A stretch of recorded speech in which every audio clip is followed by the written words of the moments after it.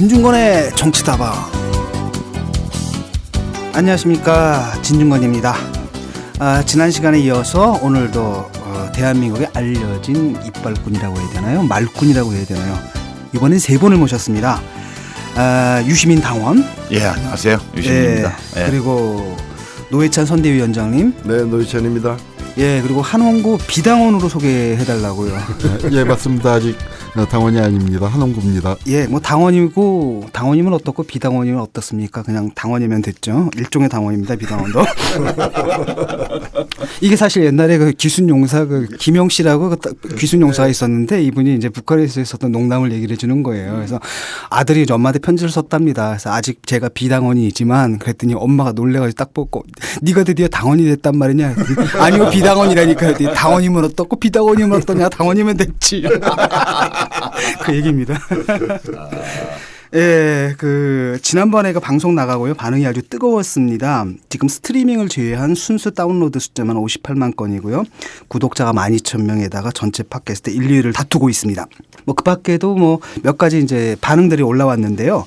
파일 용량이 너무 커가지고 다운로드 받는데 오래 걸린다라는 불평도 있고요. 또 심상정 의원도 불러달라는 이런 요청도 있었습니다. 그리고 내가 좋아하는 사람 모두 정의당에 있었건 이런 아주 바람직한 반응을 좀 보여주셨고. 너무 속보인다. 그 밖에도 좀 아쉽다라는 건 뭐냐면은 캐스팅은 빵빵한데 재미는 좀 떨어진다. 제가 볼 때 이런 분들은 좀 약간 낙곰수 스타일을 좋아하시는 것 같아요. 그래서 낙곰수 같은 경우에는 이제 음모론과 뭐 사실 왔다 갔다 하면서 그런 재미가 있는데 사실은 우리는 그쪽 취향은 좀 아니지 않습니까? 낙검수는 반 이상이 잡담이지. 예. 우리는 전부 잡담이고. 예, 그리고 진중권의 외모 드립은 계속돼야 한다. 뭐 이런 그 요청도 있었습니다. 사실 저는 그 외모 드립이라고 생각하지 않고 그냥 제 외모에 대한 객관적 기술이라고 생각하시는데 사람들이 이걸 컨셉이라고 보시는 분들이 더러 있으신 것 같고요. 그다음 특히 이제 일부 마지막 부분 유시민 님이 말씀하신 탐욕의 바다 부분, 그 부분은 우리가 모두 반성해야 할 부분이라고 제대로 짚어주셨다고 하신 분도 있었습니다. 아주 진지한 반응이 있었습니다. 그리고 노회찬님 말씀에 진심 빵 터졌다. 6월 4일 우리가 제일 하고 싶은 선거는 대통령 선거다. 맞아, 정말. 그리고 따뜻한 유시민 씨로 돌아왔네요. 반가워요. 이런 얘기도 있었고요. 예, 세 분은 싸움 특화죠. 전투민족임 이렇게. 그리고 진중권 어깨에다 고양이 한 마리 올리는 건 어때요? 싫어요. 낸시랭 비슷하게요. 예. 그리고 깨알 같은 정의당 홍보 크크크크크크크 이래. 사실은 저희가 이제 정의당 홍보를 갖다 노골적으로 하는 것보다는 이제 깨알같이 하는 게 더 효과적이라고 생각을 하거든요. 그 좀 쑥스러워서. 조금 쑥스러워가지고요. 네. 예. 준비를 많이 해오셨네 오늘. 오늘 준비 안 했는데 지금 애들리브인데. 그렇습니까? 예. 자, 이제 바로 이제 들어가겠습니다. 오늘도 1부, 2부, 3부로 나눠가지고요. 1주제, 2주제, 3주제로 나눴는데 1주제는 이제 청와대 인사, 비상구는 없다. 그리고 2주제는 마피아들은 어떻게 대한민국을 지배했나. 그리고 3주제는 그럼에도 대한민국 호가 침몰하지 않는 이유. 여기에 대해서 살펴보도록 하겠습니다. 오늘은 특히 한홍구 선생님 모셨으니까요. 이쪽 분야에 그냥 오랫동안 많은 고민과 연구를 해오신 분입니다. 좋은 말씀 기대하겠습니다. 예. 자, 1주제에 들어가 가지고요. 어땠습니까? 일단 지금 돌아가는 상황부터 조금 점검을 해야 될 것 같아요. 최근에 서울시장 선거 관련해가 좀 재미있는 일들이 좀 있었죠. 드립을 치지 않았습니까? 부인 나오라. 그거 좀 이상해요. 자기 부인 놔두고 이렇게 남의 부인한테 관심을 많이 갖는지. 그리고 보통 그런 정도 되면은 자기 본부인은 좀 기분 나빠해야 되잖아요. 근데 같이 그냥 부인까지 나와가지고 당신 나와라 뭐 이렇게 얘기를 하니까. 저는 굉장히 궁금했던 게 나오면은 무슨 큰일이 날 줄 알았는데 나왔더니 아무 얘기가 없네요. 예, 아무 얘기도 없고요. 예. 그 다음에 또 뭐가 있었더라? 뭐 총리 후보자 사태가 굉장히 컸죠. 그거는 좀 이따 얘기하기로 하고요. 어떻습니까? 아들 때문에 낭패본 분들이 선거에 되게 많잖아요. 우리가 기억에 아름아름한 그런 이회창. 과거를 돌아보면 이회창 씨가 아들 인간 미라 체중 미달로 군에 안 간 문제 있었죠. 그것 때문에 굉장히 표를 많이 잃었고요. 최근에는 정몽준 후보 아드님이 국민 미개하다 이게 했다가 또 굉장히 낭패를 받고 교육감 선거에도 고승덕 후보가 아들이 이중국적 군에 안 가고 이런 것 때문에 후보가 울고불고 난리가 났죠. 그러니까 이 아들 때문에 선거를 망치는군요. 그러니까 내가 이제 알았네. 박근혜 대통령이 왜 선거의 여왕이 되셨는지. 빙고. 아들이 없었어. 아들이. 굉장히 힘들었겠어. 아들이 계셨으면 참 힘들었을 텐데요. 그런가 하면은 또 선거에 한편 도움되는 아들도 있더라고요. 예. 예, 조희연 교육감 후보, 서울시 교육감 후보의 아들이 뭐 효도하려고 한 게 아닌데, 그러니까 이제 아들을 보면 아버지가 보이는 거죠. 그 아들이 글을 올렸더라고요. 네. 예, 다음하고로에다가. 예. 근데 다음하고로에 올렸는데 그게 이제 그 다음하고로 전체 1위로 이제 올라가고요. 아 1위를 했어요. 예, 1위 했어요. 그리고 그 다음에 이제 신문의 그 기사들 이제 봤습니다. 반응을 체크를 했더니 다들 이제 감동적이다 이런 얘기가 나왔고요. 그러니까 읽어보니까 되게 재밌더라고요. 사실 그렇잖아요. 대한민국 그 부인들 중에서 그 남편이 원래 정치하던 분이 아니라면은 남편이 뭐 정치하겠다고 사실 교육감도 일종의 정치잖아요. 그 이혼한다고. 뭐 이혼한다고 그러고 그렇게 나갔는데 결심하고 나갔는데 인지도 때문에 이제 문제가 된 거 아닙니까? 이분이 사실은 그 박원순 서울시장하고 참여연대도 같이 만들고 이런 분인데 워낙 조용하게 지내시다 보니까 인지도가 떨어져가지고 지식인 사회에서의 인지도하고 일반 대중 인지도하고가 틀린 것 같아요. 비판적 지식인 사회에서야 뭐 우리는 모르는 조희연 분이었죠. 하면은 뭐 수십 년 동안에 그 이 사회 이 분위기를 열어온 분인데요. 그러니까 이게 우리 유권자들 입장에서는 교육감이 누가 되느냐에 따라서 그 해당 지역의 이제 교육의 그 행정 방향이 달라지는 건데, 그러면은 이제 내용적 차별성을 중심으로 해가지고 뭐 조희연 후보가 한쪽에 있다면 또 다른 한쪽에는 유사한 후보가 둘이나 나왔지 않습니까?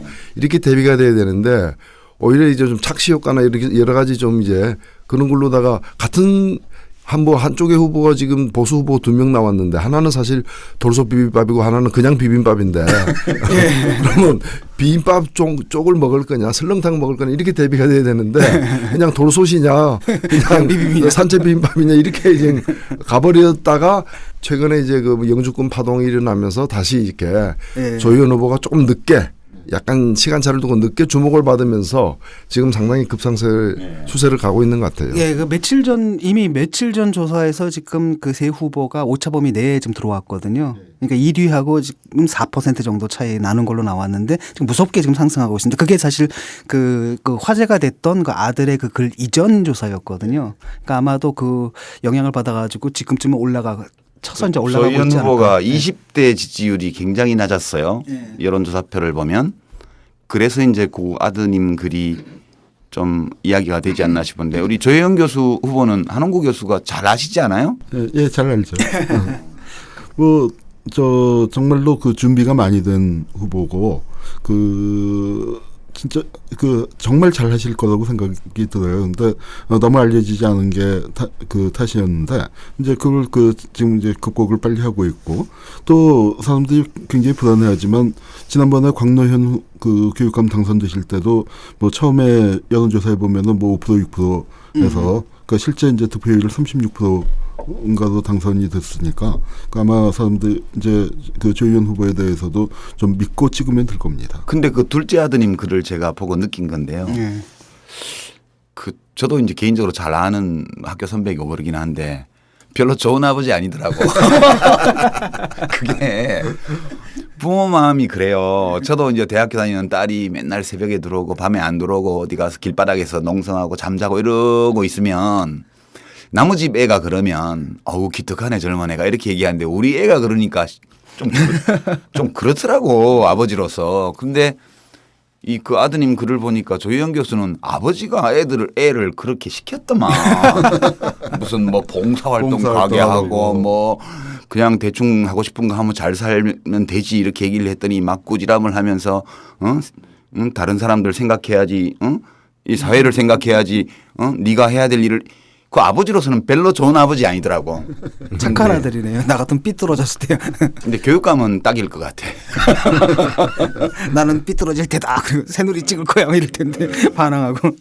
아드님 이번에 착하신 것 같아요. 예, 선거 지원 때문에 제가 이제 지방도 이렇게 좀 가보고 하면은 4년 전 선거 때와 확연히 다른 게 딱 한 가지 이제 느껴지는 게요. 그 당시에는 이제 가면은 다들 물어보는 게 광주를 가나 대구를 가나 물어보는 게 서울시장 선거를 물어봐요. 왜? 해당 지역 선거는 광역 단체장 선거가 딱 정해졌기 때문에 뻔해서 결과가 뻔하기 때문에 자기들 관심도 없는 거예요. 다들 서울 얘기를 물어보는데 이번에 가니까 서울 얘기를 안 물어봐요.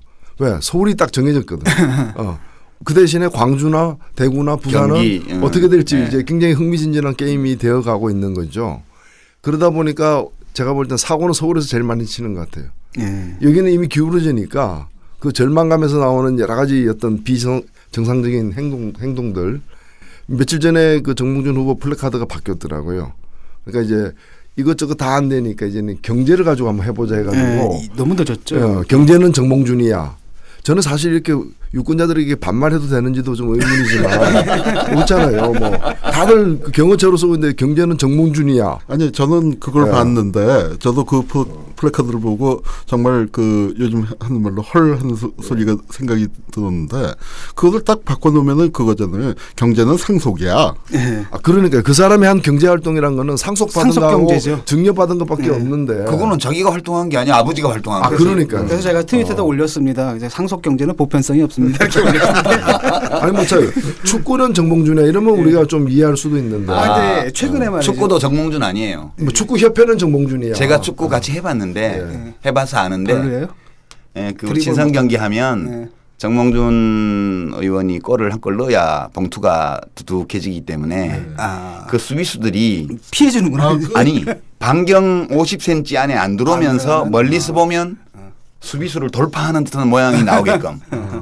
그게 황제 회장님 축구라니까. 그러니까 이게 그 군대 축구의 세련된 버전이네요. 그럼요. 그런데 이제 슈팅을 때렸는데 골키퍼가 정면으로 와도 막지 말아야 돼요. 그걸 막으면 그 선수는 나중에 감독한테 혼나요. 그냥 봉투 두께가 팍 줄어들기 때문에. 예. 어쨌든 근데 선거 운동을 하는 걸 보는데 이제 그 정몽준 캠프처럼 정말 못하는 것도 참 보기 힘든 것 같아요. 왜냐하면은 일단은 가족은 망언을 하고요. 캠프에서는 일배를 하더라고요. 그리고 본인은 성대모사를 하세요. 대단하더라고. 몸개그 예. 잘하던데 나 보고 막 웃었습니다. 그 재능이 있어서 축구보단 차라리 예능 쪽이 낫지 않나 이런 생각도 했었고. 여기 한번 그 다방면으로 활동하시는 것 같은데 정치 다방에 한번 모셔야 될 그러게 말입니다. 그러다음에 이제 남으니까 이제는 이제 공약 대신 농약 들고 선거 운동하려고 하시는 것 같고. 예. 그리고 그 얘기를 좀 해야 될 것 같습니다. 지금 그 서울 유권자들 중에서 예컨대 박원순 후보는 마음을 정하셨는데 아직 그 교육감 후보의 그 러닝메이트가 조희연이라는 분인 걸 좀 모르는 분들도 좀 계시는 것 같은데 그래서 그 패키지를 좀 기억해 주셨으면 좋겠습니다. 사실 뭐 박원순 후보의 오늘 있기까지 그 가장 중요한 이제 그 인권 변호사에서 그 시민운동가로 변화하는 게 참여연대인데 그렇죠.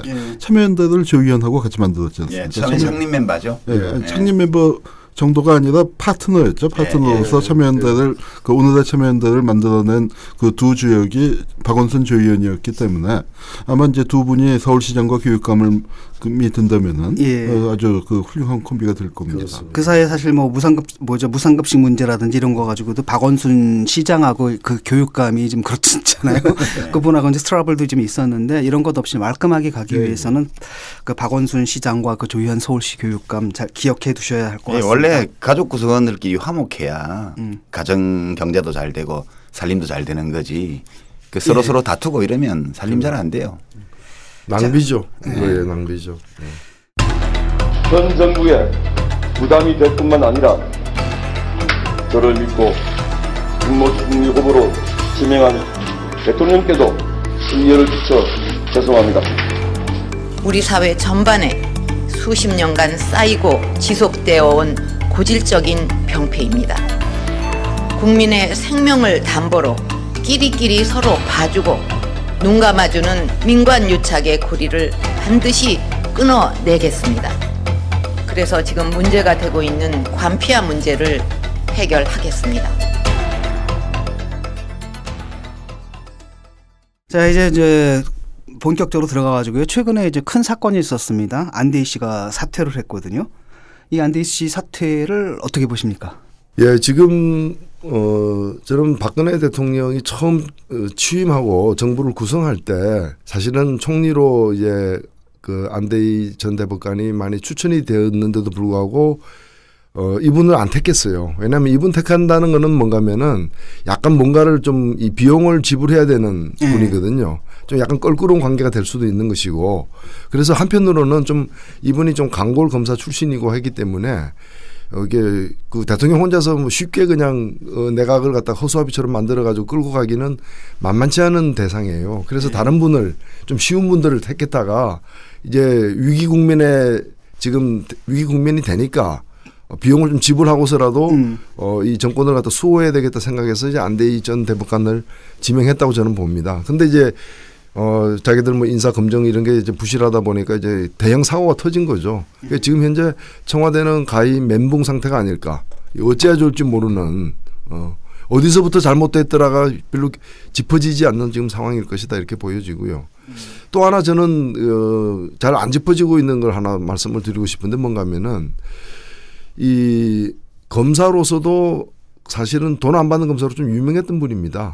그리고 대법관 시절에도 보면은 뭐 그 이후의 어떤 공직 진출을 염두에 두고서 좀 처신을 했던 것이 있고요. 그런 분이 그리고 정관예우를 하려고 노력했다기보다는 받으려고 노력했다기보다는 안 받으려고 노력했을 걸로 사실 보여집니다. 그런 분이 일당 1,000만 원. 그런 분이 5개월에 16억 했다는 거는 저는 사법부 위기이기도 하다라고 봅니다. 저는. 그러니까 나름대로 좀 깨끗하게 이렇게 처신했던 대법관 출신이 국무총리도 취임하지 못할 정도로 문제가 있다면은 돈을 좀 이렇게 모으려고 했던 분들은 어떻게 했겠습니까? 사실 그러니까 우리나라 사법부 전체가 지금 도마 위에 올라져 있다. 대법원장이 선출직이었다면은 하야라는 얘기를 아마 들었을 수도 있는 그런 상황이라고 저는 사법부 지금 그 심각하게 문제를 바라봐야 된다고 봅니다. 네, 아마도 이제 안대희 전 대법관이 자기 관리에 굉장히 철저한 분이었다는 얘기는 저도 많이 들었습니다. 그런데 아마 지난 이제 박근혜 정부가 처음 출범할 때 국무총리를 기대했다가 뭐 그게 안 되니까 이제 공직에 나갈 기회가 없다고 생각하고 개업을 했고 개업을 하고서도 아마 이제 흔히 얘기하는 정관예우 영업을 열심히 뛴 건 아닌데 가만히 그냥 사무실 열어놔도 그 정도가 들어오는 거죠. 들어온 거니까 지금 이제 지적하신 것처럼 아마 이제 한국 사법계의 문제가 아주 보통이 아니라는 걸 여실히 보여줬죠. 그러니까 일당 1,000만 원이 되는데 공휴일 빼면 1,500만 원이에요. 주 5일제로 하면 더 높아지죠. 주 5일제로 하면. 근데 이제 그렇게 되면은 그게 이른바 88만 원 세대의 연봉 아닙니까? 88만 원 세대의 연봉이 되니까 그런데 그거를 이제 검증을 한 사람들은 다 대형 로펌에서 그거보다 훨씬 많이 받는 사람들을 봐오니까 그게 아무것도 아닌 걸로 보이는 거죠. 그러니까 국민들하고 너무 눈높이가 달랐던 거고요. 또 하나는 이제 이 김기춘 안대희가 구도 자체가 잘못됐던 게 김기춘이 없을 때 안대희를 놓으면은 그게 안대희 라는 사람이 가진 강점이 드러날 수 있지만 이게 김기춘 밑에 안대희가 되면은요 이건 뭐 전혀 아닌 게 되는 게 전에 안대희가 김기춘과 자기를 비교해서 뭐라고 얘기했냐면 자기는 발바닥이다. 김기춘에 비교하면 발바닥이다. 이런 걸 뭐 조선일보 기자하고 인터뷰를 한 적이 있습니다. 그러니까 그런 구도 자체가 굉장히 잘못된 거였죠. 네, 그래서 제가 트위터에 올렸잖아요. 곰발바닥, 발바닥, 소발바닥, 개발바닥. 안대희 씨가 지금 그 얘기가 맞는데요. 한홍구 교수가 지금 지난번 첫 조각 때 총리가 안 되면서 좀 안대희 씨가 너무 실망이 컸던 게 아닌가 그런 짐작을 좀 해요. 그런데 그것도 이 박근혜 대통령 사이에 뭔 일이 있었나? 선대위 때 이제. 네, 선대위 때 약간 뭐 레이저가 왔다 갔다 했다는 소문도 있고 한데 그러면서 이제 이 박근혜 대통령 눈밖에 났구나. 나는 이제 뭐 공직 이런 거는 이제 안 되는 것 같다. 그리고 평생 이제 공무원 봉급 받으면서 그렇게 살아왔으니까 사모님한테 미안하기도 할 거고 그 얘기를 하잖아요. 또. 예, 미안하기도 할 거고 하니까 나도 이제 남자로서 이제 세속적인 기준에서 좋은 가장이 좀 되고 싶다 이런 소박한 그런 생각을 했을 수 있다고 봐요. 그런데 그러다 보니까 그럼 크게 나서서 영업하지 않아도 또 정치적으로도 이게 배경이 있는 걸로 보이고 선대위도 참여했기 때문에 막 몰렸지 않겠어요? 그 의뢰가. 이제 그 의뢰인이 누구였는지는 아직 안 밝혀져 있지만 뻔하잖아요. 국가의 규제와 관리 감독 위법을 이렇게 바로잡는 국가의 기능을 수행하는 기관에 잘 통할 수 있는 사람이기 때문에 그렇게 온 거거든요. 저는 뭐 인간적으로 이해가 됩니다. 뭐 안대희 씨 총리로서는 부적합하지만 좋은 가장 좋은 남편, 좋은 아버지가 되려고 노력했다. 이거는 뭐 돈하고 명예를 다 같이 가지려고 하는 게 문제인데. 이게 스텝이 꼬인 거죠. 그렇게 결정을 했으면 그냥 돈 버는 길로 갔어야지. 아까 말씀하신 것처럼 정말 그 우리가 법을 만드는 게 그 대법관, 그다음에 검찰 고검장 이상 이런 사람들은 그 뭐 정년을 늘려주든지 뭘 하든지 간에 그 퇴임 후에 그러니까 공직 업무 정도나 하고 그렇게 그 사건 수임 못하게는 법으로서 그렇게 만들어서 이미 그 검사 판사 초임이나 뭐 중견 시절부터 자기의 진로를 그 정하도록 하는 게 맞을 것 같아요. 맞습니다. 그게 과거에 그 저 이용훈 대법원장 있었지 않습니까? 제가 그 청문회에 이제 들어갔었는데 그때 제가 이제 법 쪽에다가 알아봤어요. 이분이 어떤 분인가 하니까 다른 건 몰라도 돈 문제는 나올 게 없을 거다. 굉장히 깨끗한 분이라고 하시더라고요. 그래서 더 알아보니까 실제로 이분이 대법원장의 뜻이 있어서 대법관을 퇴임한 후에도 이제 청문회 설 걸 대비해 가지고 오랫동안 사건도 이렇게 아주 선별해 가지고 괜찮은 사건만 맡고 그리고 대단히 드물게 모든 수입을 신고했답니다.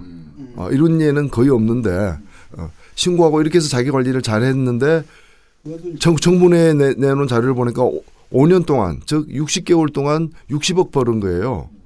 그러니까 한 달에 1억 버는 게 이렇게 세무신고 정확하게 하고 깨끗하게 한 분들이 한 달에 1억인 거예요. 그래서 그걸 보면은 존재 자체가 전직 대법관이나 전직 무슨 검찰 고위 간부들은 존재 자체가 정관예우예요.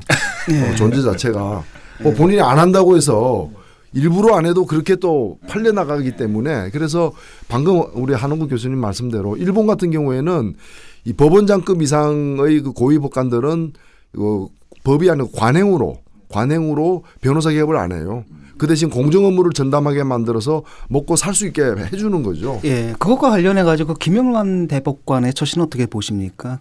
예, 지금 김영란 대법관만이 아니고 전 대법관만이 아니라 뭐 조무재 전 대법관 등에서 전수환 대법관 몇 분들은 강의 같은 것만 하고 이런 식으로 이제 그 이 대법관까지 지낸 분이 그렇잖아요. 사건 뭐 수임하는 순간 그게 영향력이 발휘되기 본인들이 때문에 원하든 원하지 않든 간에 이제 그렇게 돼버리니까. 그래서 제가 지난 시간에 말씀드렸잖아요. 그때 장관 매뉴얼 보면 장관급 지낸 사람들은 퇴임한 후에 로비스트를 하지 말라고. 그게 사실 변호사는 합법적으로 로비스트를 하는 거 아닙니까? 예. 그렇게 되다 보니까 본인이 뭐 나서서 설치지 않아도 자동으로 그게 그렇게 오기 때문에 고위공직을 지낸 사람이 어떤 민간 그런 이익단체나 혹은 민간 기업의 로비스트 역할을 하게 되는 그런 자리로 가지 말라는 매뉴얼이 있는 거거든요. 이게 기본이라고 봐야죠. 법 문제 이전에. 그럼 매뉴얼이 아니라 사실은 상식이어야죠. 상식이죠. 예. 근데 사실은 요번에 이제 세월호 사건 때문에 그랬고요. 왜냐하면 세월호 사건 때문에 이제 관피안이 해피안이 이게 이제 문제가 됐기 때문에 이 본인이 이제 법피아가 돼버린 상황이 법피아가 거죠. 됐잖아요. 아니 검찰에서 약간 검찰에서 그 관피아 수사한다고 17개 종류의 관피아를 열거했는데 거기 보면 자기들은 빠져 있어요. 자기들은 빠져 있어요. 제일 센 게 이제 법피아인데 그리고 물론 정피아도 빠져 있어요. 원래 자기 머리 못 깎는 거예요. 또 저 신문에 난 것 중에 그러니까 우리 정부 부처 중에 그러니까 그런 걸 막으라고 감사원이 있는 거 아니겠습니까? 그런데 딱 보니까 간피하고 또 노회찬 선대위원장께서 그 삼성 엑스파일 그 문제 때문에 예. 저도 그때 겪으셨던 것 같은데 이른바 건피아들이죠. 근데 어쨌든 그 이분이 그래도 그 업적을 남기셨어요. 왜냐하면은 그 관피안이 해피안이 뭐 이런 마피아들 척결하셨는데 지금 셀프 척결을 하시고 임명도 되시기 전에 이제 나가신 것 같은데요. 근데 재밌는 건 뭐냐면 이게 이분이 떨어져 나가는데 박근혜 정부에서 웬만큼 계속 밀어대잖아요. 그런데 조중동이 틀어버렸단 말이죠. 이걸 어떻게 봐야 되는 건지. 그러니까 중앙일보나 뭐 동아일보 이런 데서 막 까고 나오더라고요. 그러니까 나름대로 이 사람들 판단은 뭐냐면 이걸 그냥 그대로 깔고 가다는 선거 전국에서 이제 불리하다. 네. 그런 판단이었던 것 같죠. 그런 판단은 분명히 있었겠죠. 그리고 그 김기춘, 남재준 그 라인에 대해서도 조중동에서 그 곱게 안 봅니다. 왜냐하면은 그것이 당장에는 정권 안보에 도움이 될지 몰라도 더 깊은 어떤 그 정권의 뿌리를 갖다가 흔드는 악재가 될 수 있다라는 판단을 그쪽에서도 위기감을 갖고 하는 거죠. 어우, 훌륭한 조중동이네. 아니죠. 그건 언피아들의 본능적인 그 위기감. 이 정치적 본능 같은. 쟤네들을 그냥 믿고 저 키잡게 했다가는 이거 그 지금 한국의 그 대한민국의 지배 체제가 그냥 다 함께 무너지겠다. 언론 마피아도 전체 그럼요. 마피아 조직의 일부다. 마피아 조직이 일부가 아니라 그 마피아 조직의 어떤 꼭대기에. 지탱목이죠. 예, 지금 좀 문제는 뭐냐면 이제 인선입니다. 지금 총리도 사실상 뭐 남아 있긴 하지만 식물 총리인데다가 지금 안보실장이죠, 공석이고 국정원장도 지금 공석이고 그거 말고 그 밑으로도 공석이 수백 개가 있어요. 수백 개가 지금. 있는데 지금 문제는 뭐냐면 안대희 씨가 제가 볼 때는 그쪽에서 낼 수 있는 청렴의 최대치거든. 사실은 그쪽에서도 굉장히 이례적인. 안쓰러워 정말. 이런데 이제 어떻게 그 조각을 하느냐 이런 문제가 있을 것 같습니다. 그 걱정이에요. 예. 대책이 없어요. 그니까요. 저 일각에서 이제는 뭐 거국내각 얘기도 나오는데 혹시 뭐 여기 계신 두 분 뭐 그 거국내각에 그 거론되는 거 아니에요? 그러니까 뭐 그렇게 농반 진반 그렇게 얘기하는 사람들도 있는데 이런 상황을 돌파하려면은 노회찬이나 유시민 그런 분들이 맡아줘야 하지 않냐. 그거 관련해 가지고 김부성 씨가 자기 총리 안 하겠다고 나섰잖아요. 예. 자 의사 타진이 왔습니다. 어떻게 된 겁니까? 그 김무성 의원이요. 그 유세장에서 뭐 자기 간접적으로 총리 제의 받았는데 자기는 당대표 하겠다 총리 안 하고 이렇게 얘기했어요. 근데 김무성 의원은 청문회 오면 통과를 할 수가 없어요. 그분이. 그러니까 그 얘기는 광도 안 들고 광을 파는 거야 지금. 그러니까 원래는 무광 신청을 해야 돼. 난 자격이 없습니다 총리 이렇게 얘기를 해야 되는데 나는 총리 시켜줘도 안 하겠다 이렇게 한 거기 때문에 광도 안 들고 광을 파는 게 이게. 그게 능력이죠. 그게. 아니 근데 제가 볼 때는 그 신문에 난 걸 보니까 뭐 청와대에서 그 총리를 맡겠느냐라고 의사 타진한 게 아니더라고요. 예, 간접적으로. 근데 본인이 이제 그 의사가 뜻을 물은 의사 타진이 아니라 가짜라는 뜻의 의사 있죠. 예. 사입이라는 뜻의 의사 타진인 거예요. 그게. 의사 사입이 타진이었죠. 그런 의사 타진은 저도 아니, 받았어요. 저 중국 청와대 유학생이 전학 온 건 아닐까요? 그 제 트위터에 그런 이제 국가적인 이런 위기 상황이란 걱정을 하면서 당신이라도 가서 해야 되는 거 아니냐 이런 간접적인 의사 타진들이 올라오더라고. 근데 우리는 이제 직접 의사 타진을 받아서 손에 광을 들었을 때 파는 거지. 어쨌든 뭐 없는 광도 파는데 저도 팔죠. 저 총리 안 할 겁니다. 저도 안 저도 청와대 안 합니다. 뭐 저도 뭐 거절하고 청와대에서 이렇게 제안하지 마십시오. 저 안 할 겁니다. 근데 저는 뭐 그 조건부로 하겠습니다. 하야하면 하겠습니다. 그 대통령 권한 대행 아니요. 진짜네. 아, 권력 의지가. 무서운 분이. 역시 정치인들은 저는 뭐 국무총리 임명해주고 대통령이 하야해도 안 할 겁니다. 그러니까 그게 저 노무현 대통령 때도 그러니까 그 총리의 고건 씨가 아니고 그 김근태나 이해찬이나 있었으면 탄핵을 안 시켰을 거라는 거예요. 예, 지금 뭐 정부와 국회에서 본 관피아들의 세상 지금 어떻습니까? 실제로는 뭐 옛날부터 존재했던 거지 않습니까? 뿌리 깊죠. 예, 뿌리 깊은 거고. 근데 이제 사실은 그동안은 잘 모르고 지냈다가 그 사건 터질 때마다 그냥 좀 분노하고 넘어갔는데 나왔었죠. 이번엔 좀 컸단 말이죠. 이런 것들이 그냥 너무 끔찍한 참사로 나타나니까 그때서 이제서야 우리가 이제 그 상황의 그 심각성을 알게 된 것 같아요. 그게 이 마피아가요. 이게 단순한 문제가 아니에요. 그 삼성 엑스파일 사건은 이제 삼성이라는 거대 재벌 기업이 이 정부 각 부처나 권력기관에 있는 고위 공무원들을 돈으로 관리한 사건 아닙니까? 그죠? 그 중에서 이제 건피아들 명단을 공개를 하셨다가 이제 국회의원직도 뺏기고 하셨는데 그냥 경험으로 이렇게 말씀을 드리면 장관이요. 간부회의나 이 정책 전략 회의를 할 때 말을 함부로 하면 안 돼요. 왜냐하면 2시간이 지나면 장관 발언이 그대로 다 이익 집단에게 다 들어갑니다. 그러니까 이제 보건복지부 같으면 장관 발언이 제약회사, 병원협회 뭐 등등의 그 모든 부처는 다 산업이 있기 때문에 그리고 그 산업들은 각종 또 안전규제나 이런 것들이 다 있기 때문에 규제 권한을 정부가 쥐고 있는 거거든요. 그리고 정책 변화에 따라서 이해관계가 왔다 갔다 합니다. 예를 들어서 뭐 고지혈증 약 처방의 그 기준을 좀만 완화시켜줘도 파이저나 이런 외국 다국적 제약사들의 약 판매량이 막 1년에 수백억씩 늘어나게 돼 있어요. 그러니까 이해관계가 엄청 크게 걸려 있기 때문에 그렇게 업계의 이익에 영향을 미칠 수 있는 발언을 하면 진짜 2시간 안에 다 전해져요. 그러니까 어디까지 들어와 있냐 하면 결국 이게 정부 부처에서 그런 규제 감독 관련된 일을 하다가 퇴직한 사람들이 협회라는 이름의 이익단체든 아니면 민간 기업의 고문이든 아니면 그 민간 기업을 의뢰인으로 하고 있는 로펌의 고문이든 그럼 억대 연봉 받고 뭐 기사 딸린 자동차 나오고 왜 나오겠어요? 그러니까 정부 부처에서 장관의 전략회의 발언 내용까지도 다 사실상 도감청은 아니지만 그 고위 공직을 지내는 사람들이 가지고 있는 현업에 종사하고 있는 공무원들의 인적 네트워크를 통해서 다 나가는 거거든요. 그러니까 그 네트워크는 또한 만약에 로비를 해 들어오는 루트로 작용이 돼요. 똑같이 정보가 흘러 들어가는 라인을 타고 다시 로비가 들어오는 거거든요. 그래서 이제 가끔씩 그걸 그 어떤 그 라인인가를 파악하기 위해서 잘못된 정보를 일부러 흘려서 그 보기도 하는 이제 그런 경우도 있죠. 일부러 이용하기도 해요. 이용하기도. 그러니까 이제 어떤 민간 기업들이나 혹은 이익 단체에 뭔가를 이야기하고 싶을 때 장관이 굳이 그 사람들을 직접 만나지 않아도 툭 흘리는. 예, 그 회의하면서 그거에 대한 자기의 생각이나 이런 걸 툭 던지는 거예요. 그러면 바로 그게 전해집니다. 그래서 참 비극적인 거죠. 어느 나라나 사실은 그 로비라는 건 있기 마련이고 제도화가 이제 나라마다 다르지만은 또 그 로비의 주된 대상이 이제 그 행정 권력을 갖고 있는 쪽에 주로 집중되기도 합니다만은 우리 현재 현실에 관폐의 폐해가 굉장히 심하지 않습니까? 저는 조금 거시적으로 보면 이것은 정부 수립 이후에 지난 60, 70년 동안 누적되어 온 그렇죠. 예, 형성되어서 누적되면서 굳어진 거고 특히나 이것이 그 개발 독재라는 이름으로 우리 그러니까 박근혜 대통령하고 시각이 비슷하시네요. 그 한마디로 적폐. 예, 적폐인데. 적폐죠. 적폐인데 그 본인이 그 말 할 자격은 사실 없는 거죠.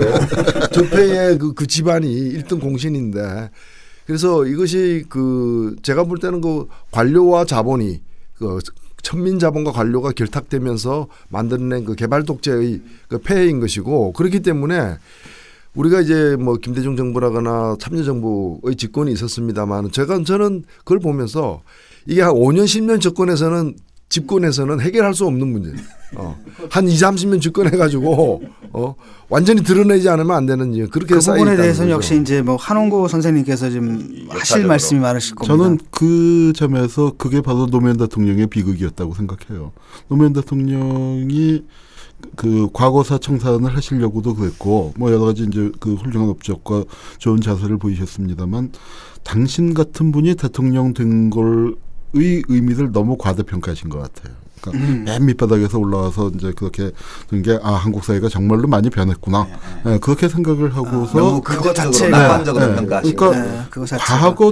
과거 청산은요. 제가 진짜 대한민국에서 과거 청산도 열심히 했던 제일 사람인데 전문가시니까. 진짜로 과거 청산은 과거랑 싸우면은 안 돼요. 그 현실하고 싸워야죠. 현실하고. 현실에 그게 어떻게 뿌리를 받고 있는가 그것과 아주 치밀하고 장기적인 전략을 세워서 아주 정말 단단하게 해야 하는데 그러질 않고 과거 영역에서만 그 전투를 벌이고 현재들에서 많이 이제 타협을 한다고나 할까 한나라당하고 뭐 대연정한다 뭐 이제 이렇게 되고 그러면서 민생이 약해지고 하니까 과거도 청산이 안 되고 또 대통령 당신도 그런 비극적인 죽음으로까지 가게 됐고 그런데 그게 바로 노무현 대통령을 죽음으로 모은 그 세력이라는 게 지금 이제 껍데기가 벗겨진 거죠. 우아하게 포장이 돼 있다가 껍데기가 벗겨지기 시작한 이 관피하고 저는 지금 이런 생각이 들어요. 우리가 왜 옛날 만화 영화에서 이제 보다 보면은 사람하고 싸우잖아요. 사람하고 이게 막 이렇게 싸우다가 저쪽에서 칵 하고 하면서 이 껍데기가 벗겨지면서 괴수의 모습이 나타나는 지금 이제 우리가 한국 관피의 그런 모습들을 보고 있는 거고 이게 싸움이 뭐냐면은 이제 2단계로 들어가는 거죠. 2단계로. 지금 아마 6.4 지방선거가 그런 싸움의 아마 첫 번째가 아닌가 싶습니다. 예, 근데 말씀을 듣고 보니까 굉장히 중요한 포인트가 있는 것 같아요. 사실은 우리가 뭐 친일파 척결이니 아니면 독재 청산이니 뭐 이런 얘기를 했는데 그게 사실 현실의 문제라면 이게 정치학의 문제잖아요. 근데 그걸 갖다 우리가 역사학의 문제로 만들어버린. 그러니까 사실은 물론 그 어제도 중요하지만 정말 중요한 과제를 좀 놓쳤다는 생각이 좀 듭니다. 근데 그 지금 한원구 교수 말씀 중에 이제 중요한 대목이 이게 70년 적폐란 말이에요. 근데 그게 우리나라만 있는 게 아니고 어느 나라에나 있어요. 정도 문제겠죠. 정도 문제인데 이제 참여정부나 노무현 대통령의 판단착오 그 말씀을 하셨는데 그게 일정 부분은 판단착오고 일정 부분은 좀 불가피한 측면 역량의 문제. 예, 역량의 문제예요. 그러니까 이제 그거 어디서 알 수 있냐 하면 참여정부 때 국무위원을 한 사람들이 정권이 끝나고 나서 뭘 하고 있는지를 한번 보세요. 국민들이 그걸 잘 보셔야 되는데 저는 이제 백수죠. 여기 한 명 있고. 예, 그다음에 이제 뭐 이치범 환경부 장관이라든가 그다음에 문화부 장관 했던 그 연극 배우 김명건 씨라든가 혹은 이창동 감독이라든가 이게 국무위원을 지낸 사람 중에 원래 자기가 하던 일로 돌아간 사람들이 있어요.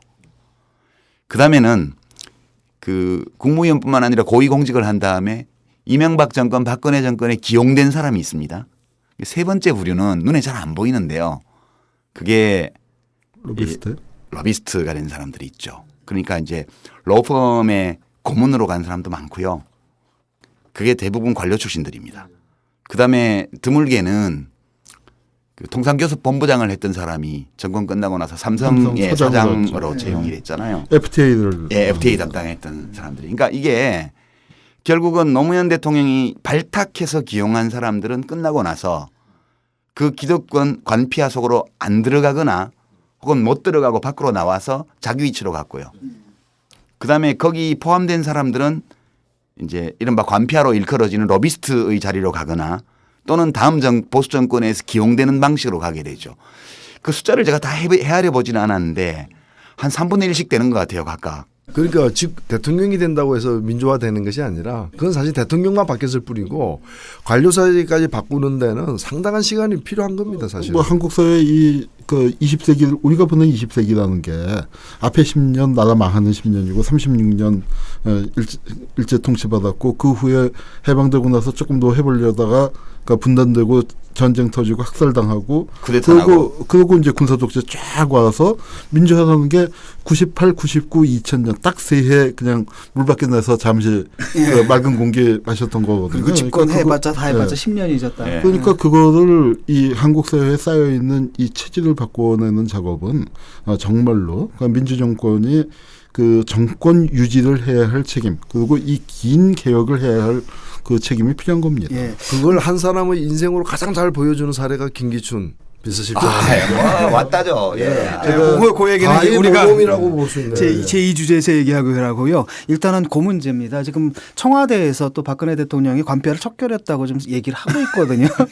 그 전망은 어떻게 보십니까? 그 될까요? 아니 그러니까 지금 한국에 그 믿음 소망 사상 중에 그 중에 제2의 사상이듯이 역대 관피아에서 한국의 현실에서 보면은 관피아의 최고는 공안 마피아예요. 예, 공안 마피아, 법피아. 네. 법피아. 지금 이제 그게 옛날에는 그 군복을 입은 자들에서 이게 이제 법복을 입은 자도 검사복을 입은 자도 그 전환됐고 그 정점이 그리고 저 유신 헌법을 만든 데서부터 시작을 해서 지금까지 그리고 저 유신 시대 7년 동안에 4년 반을 중앙정보부 대공수사국장을 지낸 사람이 지금 그 국정을 좌지우지하고 있는 그 형편이니까. 기준대원국에서.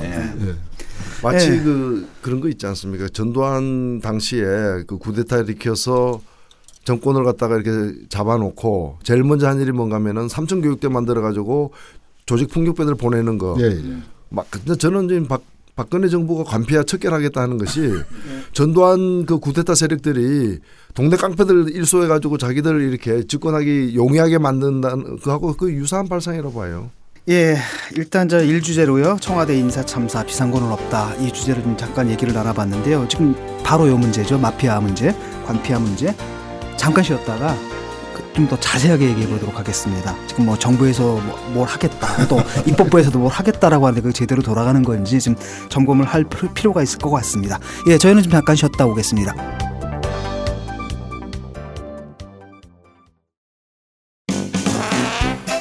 그놈이 그놈 같다고 생각될 때 정의당에 투표해 주십시오. 이놈은 정말 다릅니다. 정당 투표는 기호 4번 정의당입니다. 대박.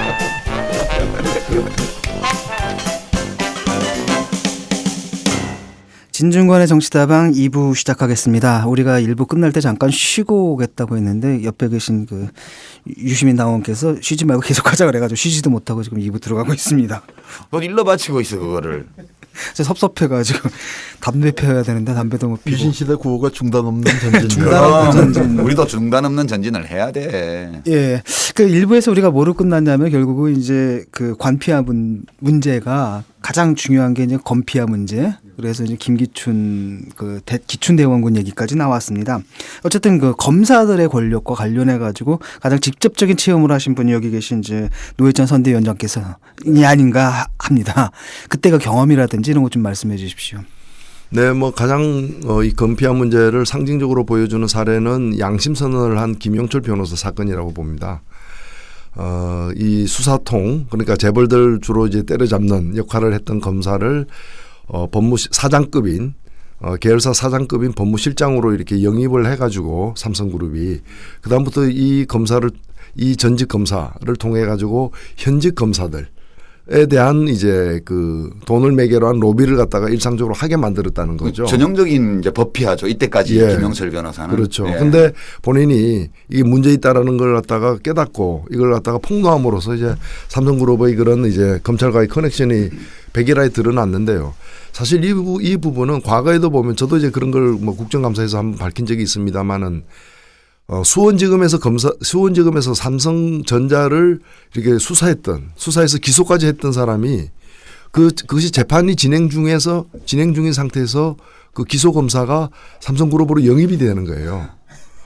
그러면 그런 검사들은 자기가 기소한 사건 이외에도 이미 내사 단계에 있는 많은 사건들을 갖고 있는 사람들입니다. 그리고 주로 이제 기업 관련된 거니까 경쟁사 기업의 여러 가지 문제까지도 다 이제 갖고 있는 건데 이런 사람을 통으로 가져가 버리는 거예요. 돈으로 사버리는 거죠. 그건 도덕의 문제가 아니라 범죄 행위 아닙니까? 범죄행위죠. 그래서 사실은 이제 이 주요 공직에 있는 사람들이 그 공직을 그만둔 후에 이제 취업 제한을 갖다 많이 이렇게 법률적으로 하고 있지만 이번에 정관예우방지법이 아무 이제 소용이 없었던 것처럼 지금 이게 무방비 상태로 노출돼 있어요. 그래서 대한민국에서 가장 힘이 센 장외 권력 이 사실은 뭐 재벌 대기업이라면은 이 검피하는 따로 이 개별 검사들이 이렇게 자기가 퇴직 후에도 뭐 먹고 살기 위해서 이런 일 저런 일 하는데 그치는 것이 아니라 그런 이제 거대한 자본과 이렇게 연결이 돼서 기득권 세력들을 보호하는 방패막이 이제 구실을 하고 있는 거죠. 네. 한 가지 궁금한 게 있는데 정말 개인적으로 그때 그 폭로하실 때 그 네. 국회에서 하거나 이러면은 그 뭐죠 그 면책 특권 있지 않습니까? 근데 그걸 모르셨던 거예요? 아니면 일부러 그러셨던 거예요? 뭐 그걸 뭐 저 혼자 한 일은 아닌데. 네. 그게 이제 보도자료가 먼저 나감으로써 생긴 일인데 보도자료가 그렇게 먼저 나가는 줄 제가 몰랐던 거죠. 아, 그렇습니까? 이제 와서 말씀드리죠. 근데 저는 그것을 네. 뭐 제 이름으로 이루어진 일이기 때문에 그건 뭐 우리 실무를 도와줬던 분들 탓으로 돌릴 수는 없는 것이고 제가 온몸으로 책임을 져야 되는 그 거죠. 판결을 보면 뭐 홈페이지에 올린 거는 그 국회 활동의 연장으로 보는데 보도 자료를 오프라인에서 낸 거는 위법이다. 이렇게 된 거 아니에요, 그죠? 예, 맞습니다. 그 도대체 이게 무슨? 근데 그 그러니까 판결 그거는 자체도 좀 사법부 자체의 도덕성과 연결성을 우리가 비판할 수밖에 없는 노릇이죠. 거기까지 로비가 들어왔을 가능성이 많은 거죠, 솔직히. 저는 사실 그렇게 보고 그런데 있는데요. 문제는 그겁니다. 로비가 꼭 들어가서 움직였으면은 원인과 결과가 있는 건데 문제는 로비가 없어도 알아서 긴다. 아이, 알아서 기는 평소에 부분이- 다 해놓지. 네, 알아서 기는 부분이 참 무서운 거죠. 그러니까 특히나 이 나중에 뭐 역사에 남을 만한 명판결이었다 저는 이렇게 보는데 그 대법원에서 내린 판결에 그 이제 유죄로 이렇게 단정하는 이유가 뭔가면은 그 방금 지적하신 문제가 있고 그렇다 하더라도 이것이 공익을 위한 활동일 때는 이제 감형한다거나 여러 가지 이제 봐주는 게 있어요. 그리고 위법성이 조각. 예, 그걸 이제 위법성 조각이라 그러는데 근데 이것이 공익을 위한 활동이 아니었다는 거예요. 떡값검사 명단을 발표한 것은 국민들의 관심사도 아니었고 그리고 공공의 이익과 무관한 사생활이었다는 거예요.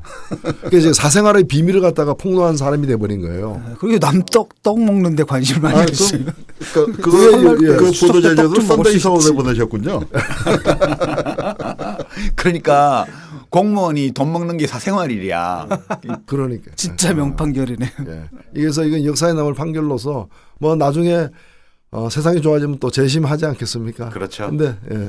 그게 그래도 세상이 좋아져서 그렇게 이제 판결 우선 그러니까 굉장히 웃기는 판결이지만 판결이라는 절차를 거쳤지만 이 사실은 공원 권력이 확립될 때는 재판도 없었어요. 그렇지. 그냥 그러다가 그냥 빵빵빵 하면 되는 거예요. 아니 그때는 옛날에 유신 때는 그 법원 방청석에 중앙정보 요원이 나와서 앉아서 앉았죠.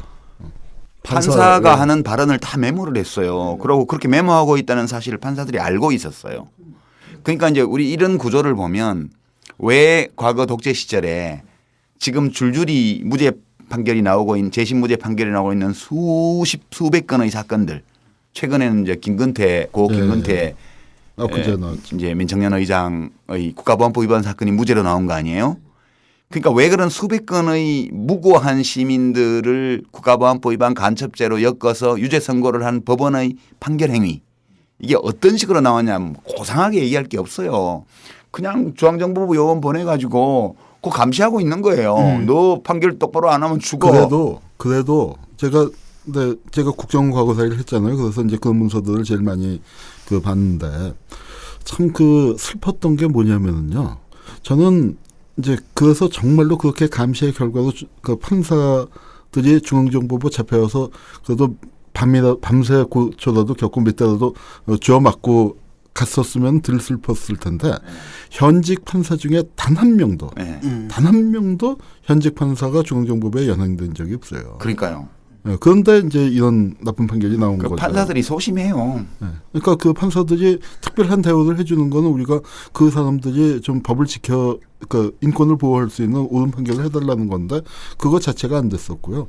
그렇게 된 거는 그 이전에 가령 예컨대 이 사법 권력이 지금 이 공안 마피아들이 권력이 형성되는 과정에서 보면은 제일 중요했던 게 부역자 처벌인데 그러니까 다리 끊고 도망갔던 자들이 돌아와 갖고 도망 안 간 사람들을 그 잡아들인 거 아닙니까? 그러니까 쉽게 얘기해서 이준석 선장이 돌아와 갖고 단원고나 뭐 팽목항에 가서 니들 때문에 배가 가라앉은 거야라고 그 사람들을 잡아 조지고 뭐 그 한 게 딱 그거지. 이게 현실에서 실제로 일어난 게 대한민국 그 다리 끊고 도망갔던 자들의 권력이었고 그런 거에 그래도 좀 저항했던 게 조봉암이었고 또 조봉암을 잡아 죽이려고 하니까 그거 조봉암 간첩죄 무죄 판결 내렸던 그 유병진 판사 같은 분이 이제 그런 거 저항했던 건데 다 쫓겨나고 쫓겨나고 그다음에 사형당하고 이제 이렇게 되면서 온 거죠. 그렇죠. 그게 그 흑역사가 제일 심각했던 게 그 오히려 독재 권력을 견제하고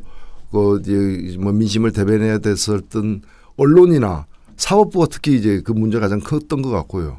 저는 최근에 와서는 오히려 상황이 부분적으로 더 악화됐다고 보는 것은 과거에는 그래도 방청석에 중앙정보부로 앉아가지고 감시하고 이래가지고 위축됐다면 지금은 그런 게 없는데도 알아서 그저 긴다거나 언론도 그렇잖아요. 중앙정보부 안기부가 언론사 출입 안 한 지 오래됐죠. 민주화 결과로. 근데 일부 언론은 보면 오히려 자신이 중앙정보부원처럼 안기부 요원처럼 사설을 써대고 언론을 만들어내고 있잖아요. 이게 유정회 때 박정희가 유정회를 만들면서 각 신문사 방송사에서 한 명씩을 국회의원을 시켜주니까 그거 가고 싶은 사람들이 안에서 다 이제 중상경쟁이 되는 거죠. 유정회라 하면 각주. 유신 체제 때 유신헌법에 따라서 국회의원 정수의 3분의 1 100명을 대통령이 박정희 대통령이 국회의원으로 임명했고 그렇게 임명받은 국회의원들이 모여서 만든 게 유신정의회라는 교섭단체. 그게 줄여서 유정회. 또 하나 그 붙여야 할 건 그게 그때 국회의원 임기가 6년인데요. 유정회 의원은 임기가 3년이에요. 중간에 자르는 거지 말하는 거기서도 열심히 뛰어야 그게 다시 되니까 뭐 아주 앞장서서 박정희 대통령은 그런 점에서 진짜 유능했어요. 그죠. 우리 동네 그러니까 누구나 빗대서 하는 얘기죠. 그러니까 왜냐하면은 그러니까 뭐 유전을 하지만 그 부모의 능력을 그대로 물려받는 건 아니니까. 그럼요. 그 유전자라는 것은 이제 유전자 재조합 과정에서 우연히 작용하기 때문에 그대로 내려오는 게 아니에요. 이제 그것도 있고 또 하나 이제 무엇을 보고 배웠냐인데 박정희가 18년 집권을 했잖아요. 그러니까 이 박근혜는 정말 나쁜 모습의 박정희는 굉장히 유능한 사람이었고 그다음에 젊은 박정희는 권력을 유지해야 했기 때문에 어쩔 수 없이 젊은 기자들하고 씩씩거리면서 나중에 뭐 이렇게 술잔 집어던지고 잿더지 집어던지고 하지만 그 토론을 했고 그다음에 또 박정희가 참 그 젊은 박정희가 유능하고 이 체제 유지를 할 수 있었던 게 그 비판하는 놈들을 갖다가 썼어요. 청와대 대변인도 시키고 뭐 어디 뭐 문공부 뭐 좋은 자리도 주고 그런 식으로 이렇게 처음에 중기까지 젊었을 때 중기까지 나중에 중기까지. 유신 되고부터는 완전 반대로 가고. 유신 때는 안 그랬지만 예. 그렇게 하니까 그게 이제 장기 집권을 할 수 있었던 건데 지금은 뭐예요? 질문도 안 받잖아요. 기자회견이라고 하는데 그게 낭독이지 어떻게 회견입니까? 아, 그 젊은 박정희 대통령 시절에는 오늘의 박 대통령께서 너무 어리셔서 어려서. 그걸 볼 수가 없었어요. 안타깝게도. 그러니까 지금의 박 대통령께서 본 옛날 박 대통령의 모습은 가장 나쁜 모습의 박정희. 예, 그 유신 체제 때의 박정희 대통령이죠. 예, 지금 우리가 지금 건피아 얘기하고 있거든요. 아, 근데 그거 이제 왜 가장 일로 갔지? 중요한 게 문제는 뭐냐면 그 건피아의 가장 그 대표격이라 해야 되나요? 상징적인 인물이 지금 청와대에 앉아 있다는. 예, 건 그거는 아니겠습니까? 유전자 제조합과 달리 우연에 의해서 되는 게 아니고 그냥 필연적으로 구조화되어서 상속된 거죠. 그렇게 거기가 봐야죠. 정수장학회, 예. 5.16 장학회 일기로 들어가서 그다음에 유신 헌법을 만드는 그 초안을 초안 작성. 작업을 했고 그리고 박근혜 입장에서 볼 때는 어머니 원수를 갚아준 그렇지. 문세광 사건. 문세광 사건의 사건. 수사검사였고 네. 그 공로로 중앙정보부 대공수사국장이 임명이 돼서 거기서 그게 뭡니까? 그러니까 저 김호자 간첩 사건을 비롯한 제일동파 학원 간첩 사건 등 수많은 조작 간첩 사건을 공안 사건 만들어냈고 만들어냈죠. 그다음에 이게 그러면서 이제 보안사를 조사한 예. 일이 있었기 때문에 50하국 때 찬밥을 먹었어요. 선두주자였다가 아. 이게 전화위복이 돼서 50 청산을 할 때 검찰총장으로 발탁이 됐고 그거 끝나고 난 다음에 물러나 있다가 그러니까 바로 이제 유무렵에 91년 5월달에 이 분신 투신 그 굉장히 이제 그 강경대전국. 예. 예. 법무부 그러면서 장관이. 정권이 이제 휘청휘청할 때 그 구원투수 등장해서 법무장관으로서 그러니까 유서대필 사건을 만들어내면서 그걸 돌파했는데 그때가 딱 뭐냐면은 그게 검찰공화국이에요. 안기부 이게 독재에서 민주화로 가는 시기에 안기부가 한 발 물러날 수밖에 없는 상황이 되니까 그때 검찰이 전면에 나섰고 네. 그러면서 말도 안 되는 사건을 조작했고 그 사건에 그 수사 책임자가 안되기 전에 그 공로로 저 검찰 목소의 대법관도 임명됐었고 그다음에 그거 할 때 그 주임 검사가 그 박근혜 정권에서 이제 첫 번째 민정수석으로 들어갔었고 그 이제 김기춘이 그 사건을 끝냈고 사실은 이제 그러고 난 다음에 그 아마 저 정권이 바뀌고 난 다음에 안기부장 가려고 충성을 하면서 하다가 사고를 친 게 초원복집 사건이었는데 초원복집 사건 같은 거면은 사실은 그걸로 완전히 끝났어요. 공직 생활이 끝났어야죠. 네, 그런데 이 사람이 살아났어요. 그리고 처벌을 안 받은 이유가 뭐냐면 자기가 이제 법무장관하고 뭐 검찰총장 할 때는 그 선거법 위반 그 규정을 갖고 굉장히 이제 그 야당을 탄압을 했으면서 그 규정을 이용해서 헌법소원을 내 갖고 그게 승소를 했죠. 네, 네. 승소를 했으니까 법을 아는 사람이 법을 이용해 먹은 가장 나쁜 형태의 그러니까 이제 법피아, 검피아, 공안마피아의 원조이고 총수죠.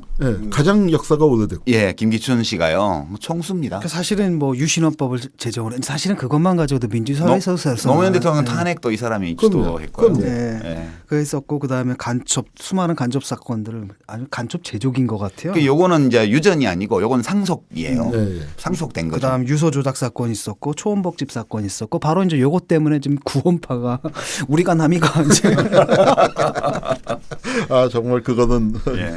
그러니까 이 뭐 공안 이른바 통치를 할 때 할 수 있는 모든 것을 다 해본 거죠. 근데 이분이 이제 쉽게 말하면 그 정권의 위기 때마다 이걸 갖다 뭔가 사건을 만들어내가지고 조작해가지고 그걸 돌파하는 데는 굉장히 능력이 있는 것 같거든요.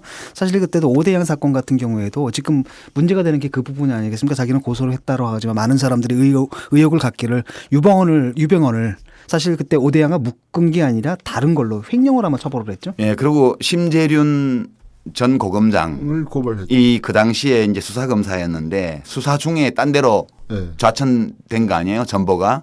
그래서 그 얘기를 이제 와서 결국은 수사검사들을 딴 데로 다 내쫓았기 때문에 이거 수사가 제대로 될 수가 없었다. 그래서 유병헌이 그때 오대양 사건 때 안 걸려들었고 몇 년이 지난 다음에 횡령으로 이제 징역 4년을 받았던 건데요. 그 얘기했다고 지금 대통령 비서실장이 심재륜 씨를 지금 고소한 거 아닙니까? 명예훼손으로.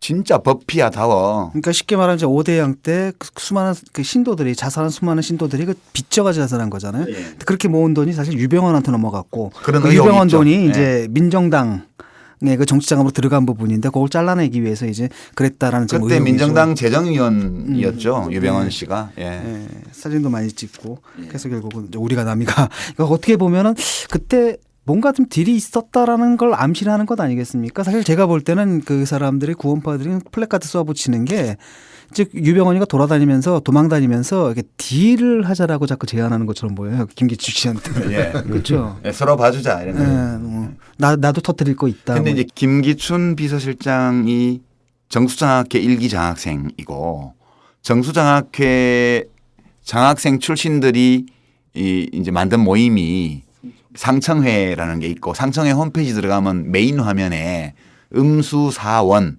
박정희 대통령이 그 장학회에 준 휘호가 있어요. 예. 음수사원이라 하면 물을 마실 때는 그 근원을 생각하라 이런 뜻입니다. 여러 가지로 해석이 가능한데요. 니들이 먹는 물이 누구? 그러니까 이제 그 니들이 받는 장학금이 어디서 왔느냐? 그러면 이제 그거는 저 부일장학회 김지태 선생을 생각해야 맞는 건데 그 정수장학회는 박정희 대통령하고 이제 유병수 여사를 생각하라 그런 뜻이죠. 이 음수사원이라는 이 문구가 참 의미심장해요. 우리 박근혜 정부에서 일어나는 많은 일들을 보면 음수사원이라는 이 휘호가 저절로 떠올라요. 특히 그 대표적인 인물이 우리가 지금까지 얘기한 김기춘 비서실장을 보면 그 김기춘을 발탁한 인물이 신직수거든요. 예. 신직수가 바로 제가 그 부일장학회 문제 갖고 그저 5.16장학회 문제 갖고 책을 썼는데 그거를 그 빼앗은 실무 책임자가 또 신직수였고요. 예.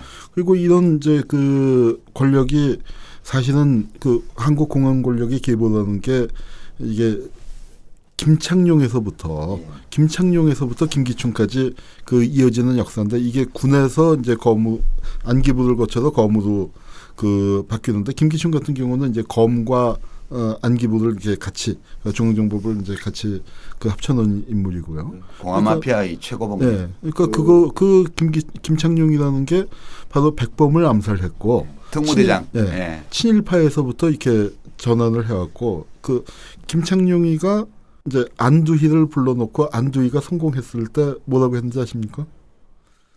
안의사 수고했어.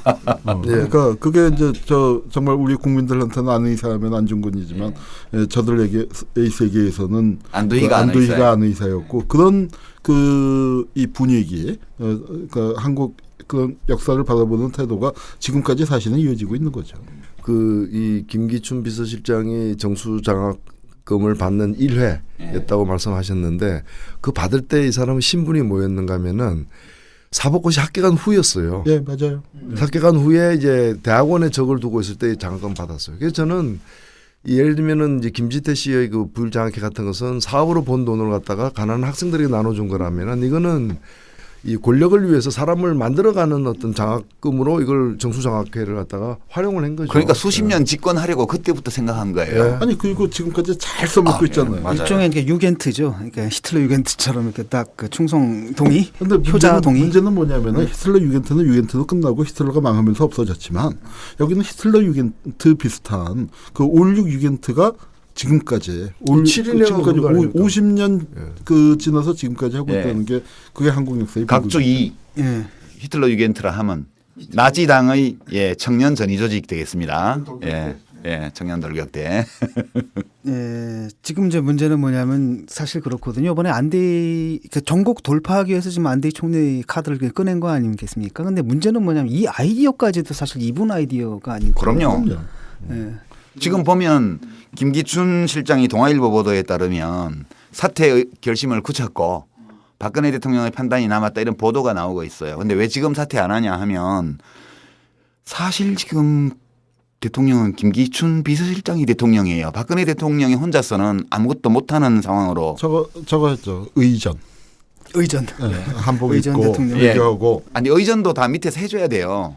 그 김기춘 비서실장이 지금 사임하면 총리 인사부터 시작해서 청와대 수석들 사표를 다 받았는데 그걸 할 수가 없는 거예요. 그래서 지금 사표를 안 내는 이유는 총리 인선, 장관 인선, 그다음에 수석비서관, 청와대 수석비서관 인선까지를 자기가 다 하고 박근혜 대통령을 보위할 수 있는 조직을 다 갖춘 다음에 내가 명예롭게 물러나겠다. 그 뜻인 것 같아요. 네. 명예롭게 물러나면 안 되죠. 명예롭게 물러날 수 없게 만들어줘야 되는 거 아닙니까? 아니 지금 이미 이제 그 안대희에 낙마라는 게 의미하는 거는 통치불능 상태고. 그렇죠. 그러니까 박근혜 권력 그다음에 김기춘 그 권력 그쪽의 인적 자원이라든가 뭐 그쪽이 대국민 설득력이라는 게 완전히 파탄이 난 거죠. 산산이 깨져버린 거죠. 그런데 이 상황에서 박근혜가 그래도 정말 그 불행한 게 아직 임기가 많이 남았지 않습니까? 너무 많이 남았죠. 네. 이걸 하려면은 정말 특단의 조치로 자기가 모든 걸 내려놔야 하는데 내려놓을 줄도 몰라요. 근데 이런 의문이 생기는데 문제는 뭐냐면 이런 거거든요. 사실 이게 브레인 역할을 했거든요. 그 마젠가 제트로 비교하면 이렇게 김기춘이 잉 타고 가지고 머릿속에 딱 들어가 있는 그렇죠. 건데 이게 네. 딱 떠나게 되면 이게 마젠가 제트가 움직이느냐 문제고 그리고 고철이죠. 이게 뭐 이 사람이 다른 사람들을 갖다가 이렇게 세운다 하더라도 그러니까 쉽게 말하면 김기춘이 했던 역할들을 이 사람들이 해줄 수 있느냐. 그러니까 이제 그 문제인데 김기춘 비서실장이 그렇게 다 조각도 하고 새로 이제 개각도 하고 청와대 비서진도 개편한 다음에 물러났다고 가정해봐요. 그러면 그 다음에 오는 비서실장은 김기춘 씨가 다 해놓은 인사를 가지고 국정을 끌어나가야 돼요. 이게 가능한 일이 아니거든요. 그러니까 지금 이게 딜레마 상황인데 우리는 어떻게 됩니까? 이게 지금 반대해야 되나? 그래서 저는 반대예요. 김기춘 비서실장이 사퇴를 하면 안 돼요. 그게 제 판단은 이제 국가에 대해서 좀 연구를 해본 사람들이라면 동의할 텐데 예. 신통치 않고 나쁜 정부라도 정부가 없는 것보다는 낫다. 예, 저는 그렇게 생각해요. 전 현재 박근혜 대통령이 거의 기능마비 상태, 멘붕 상태에 빠져 있는데 그 브레인 마징가 제트 머리에 탑승한 그 조종을 하는 사람마저 없어지게 되면 이거는 정부가 사실상 없는 상태 비슷해져 가지고 이게 더 나쁘다. 그러니까 하여튼 정부가 없는 것보다는 나쁜 정부라도 있는 게 낫다는 판단 때문에 저는 김기춘 비서실장 사퇴 반대. 아니 근데 지금 난 좀 헷갈리는데 이게 지금 농담으로 들어야 되는지 아니, 진담으로 진짜. 들어야 되는지 헷갈리고 네. 있어요. 네. 저 김기춘 실장은 본인은 그만두려고 하고 있는 것 같아요. 이번에 그 며칠 전에 여야가 합의한 그 국정조사 실시 계획에 따르면은 국정조사가 실시될 때까지 남아 있으면 국회 지금 청문회에 나와야 되거든요. 보고를 해야 돼요. 와서. 예. 나와야 되기 때문에 청와대 비서실 책임자가 이렇게 나오게 돼 있으니까. 그런데 아마 그 전에 뭐 그만둘 가능성도 높다고 보는데 저는 김기춘 실장 한 사람이 그만두는 것으로 변화가 이루어지는 것이 아니고 김기춘 실장을 그만두게 하려면 통치 스타일도 달라져야 된다고 봅니다. 비극은 그럴 가능성이 그러니까 이제 그 가능성이 낮아서 문제 있는 것인데 의지와 능력의 문제인데 의지는 있다 하더라도 그 능력이 되느냐의 문제고 저는 그게 더 이분이 철학적으로 정치 철학적으로 준비가 되어 있지는 않은 것 같아요. 아니 지금 상황이요. 정치 정부- 철학은 뭐 아버지하고 같죠. 그러니까 문제가 아버지하고는 좀 달라요. 아니 뭐 헤어스타일은 어머니인데 헤드스타일은 아버지예요. 근데 그 아까 한홍구 교수가 젊은 박정희와 유신 박정희를 구분해서 말씀하셨잖아요. 박정희 대통령이 쿠데타를 해서 정권을 탈취하고 나서 63년 11월 그 대통령 선거에 나오기 전에 국가와 혁명과 나라는 책을 냈어요. 예. 그 책을 읽어보면 그 문제의식이 대단히 날카로워요. 거기서 그 우리의 국가 재정의 상황, 그 미국 원조, 그다음에 미국의 시설 원조 중에서 산업화와 관련된 비중이 너무 적다는 거, 그다음에 PL480에 따라서 얻은 미국 잉여 농산물 때문에 우리 농가 경제가 파산되고 있다는 거 이런 점들을 굉장히 정확하게 지적하고요. 이걸 극복해야 된다고 그러니까 경제의 대미 의존성을 극복하자고 강력 주장을 했고 윤보선 민주당 후보가 그 민족적 민주주의라는 모토 아래 내세웠던 그 주장을 반미로 몰았어요. 그러니까 이제 그 젊은 시절의 박정희 대통령의 철학과 유신 이후는 좀 많이 차이가 난다는 게 제 느낌이고. 예, 그게 이제 그게 사실 그 좌파인데 그게 5.16을 합리화시켜 주지는 않지만 그렇죠. 예. 당시에 그 나셀과 같은 그런 이제 그렇죠. 민족민주 국가 예. 이제 그 경향에 섰던 건 사실이죠. 초기에. 예, 초기. 그다음에 그 일본 군부 있습니다. 그 옛날에 일본 쿠데타 했던 예. 걔들 철학이 황당한 게 우익인데 또 굉장히 강령들을 보면 재벌 반대하고 재벌 예. 해체하고 하는 좌익 그 성향을 좀 띠거든요. 그 유시마 미교 예. 미시마 유키오. 예. 미시마 유교가 추종했던 소아 유신이 이제 바로 그런 거고. 아니 뭐 내 얘기는 그 얘기 하려는 게 아니고 그러니까 헤드 스타일이 완전히 같지 않아요. 그러니까 아버지보다 훨씬 못해요. 못해요. 제가 못해요. 보기에는. 그리고 이제 이 기춘대원군 그러니까 정부가 지금 식물 상태인데 적어도 그러니까 그 세월호 사건을 보면서 이렇게 보고 있으면서 느낀 게 제가 대한민국에서 박정희 욕을 제일 많이 하고 다니는 사람이죠. 저도 엄청 많이 했죠. 네. 박정희 같았으면은 저렇게 한 명 그렇죠. 저렇게 그냥 속수무책으로 가당케 하지는 않았을 거라는 거죠. 그 박정희 대통령이요. 오해 소지가 이제 좀 이거 뭐 있는데. 이제 격가지 얘기인데 6.3 사태 때 그러니까 한일협정 반대 데모 때 그때 어마어마했어요. 우리 6월 항쟁 비슷한 상황이었는데 그때 서울 지역의 학생 대표들을 직접 만나요. 네. 박정희 대통령이. 그래가지고 이제 김종필 오히라 메모 이 얘기하면서 학생들이 이거는 민족의 수치고 막 이 민족적 자존심을 밟는 거다 이렇게 얘기를 하니까 그 다음날 전국 학생 대표들을 모아서 비공식적으로 김종필 오히라 메모를 보여주잖아요. 그리고 김종필 씨도 그 당시 실세인데 서울대에 가서 서울물리대 가서 다 서울물리대에 가서 그 민족주의 비교연구회 그 운동권들하고 토론도 하고요. 나중에 갈 때는 박수 받고 나갔어. 그렇죠. 그리고 전대일 열사가 분신하셨을 때 편지 보냈고. 그리고 그 저기 이소선 어머니가 청와대 입구 거기 효자동 거기 와서 길거리에서 울고 계시니까 유경수 여사가 안으로 들어오시라 해가지고 차 대접하고 그런 정도의 인간적인 교감이 가능했던 그러니까 사람이에요. 저는 네. 그 이번에 그 유족들이 제가 뭐 역사를 공부하지만 정말 사고는 일어날 수 있지만 그 유족들이 새벽 4시 5시에 청와대로 그 애들 영정을 들고 갔다는 건 동서고금이 없는 일이거든요. 그럼요. 그러면은 대통령이 잘못받아보라도 나와서 뭐 대책이 없더라도 손잡고 울어주고 여기서 계시면 어떡합니까 하고 들어가십시다 해서 청와대에서 설렁탕 국물이라도 급히 배달시켜서 국물 한 그릇씩이라도 대접해주고 같이 손잡고 우는 그걸 국민들이 기대했던 건데 그게 안 되잖아요. 그러니까 그게 안 되는데 보면 식물 상태예요. 우선 총리가 사실상 공석이죠. 전 총리는 그냥 월급만 타고 있지 뭐 아무 일도 할 수가 없어요. 그다음에 해수부 장관 뭐 안전행정부 장관 등등 관련 장관들 식물 상태죠. 그다음에 그 세월호 사건 나기 이전에 이미 수십 개의 주요 공직이 공석이었어요. 임명을 안 해가지고 공공기관 산하기관들이요. 근데 이 인사를 보면요. 저희 경험으로 보면 참여정부 때 청와대에서 어디에 누구를 추천하는 게 와요. 오기도 합니다. 그러면 장관이 그걸 보고 적합하다 안 하다를 판단해서 때로는 거부하기도 하고요. 받아들이기도 합니다. 그리고 장관 스스로가 이제 뭐 이렇게 산하기관이나 이런 데 인사가 있으면 물색을 해가지고 청와대 인사수석실로 보냈거든요. 이 사람 하려고 한다. 근데 좀 삐걱거리면 대통령한테 직접 얘기하기도 하고요. 이렇게 해서 인사를 그때그때 처리를 해왔는데 지금 보면 박근혜 대통령이 직접 하는 인사가 거의 없어 보여요. 그리고 장관들이 소신이 없고 권한이 없기 때문에 자기가 인사를 안 하고 청와대 문의를 계속해요. 이 자리 났는데 누구 할까요? 누구 할까요? 그러면 결국은 그 자리 가고 싶은 사람이 어디다 줄을 대냐 하면 김기춘 비서실장의 사적 라인으로 지금 전부 줄을 대고 있어요. 그러다 보니까 나중에 임명돼서 오는 사람들이 전혀 엉뚱한 사람들이 계속해서 무능하고 부패하고 부적합한 사람들이 낙하산으로 지금 내려오는 그런데 사법고시는 했고. 겉보기에는 번드르르한데 속은 완전히 골아 있는 사람들만 다 오는 거예요. 이번에가 9번째인가요? 몇 번째 낙마인가요?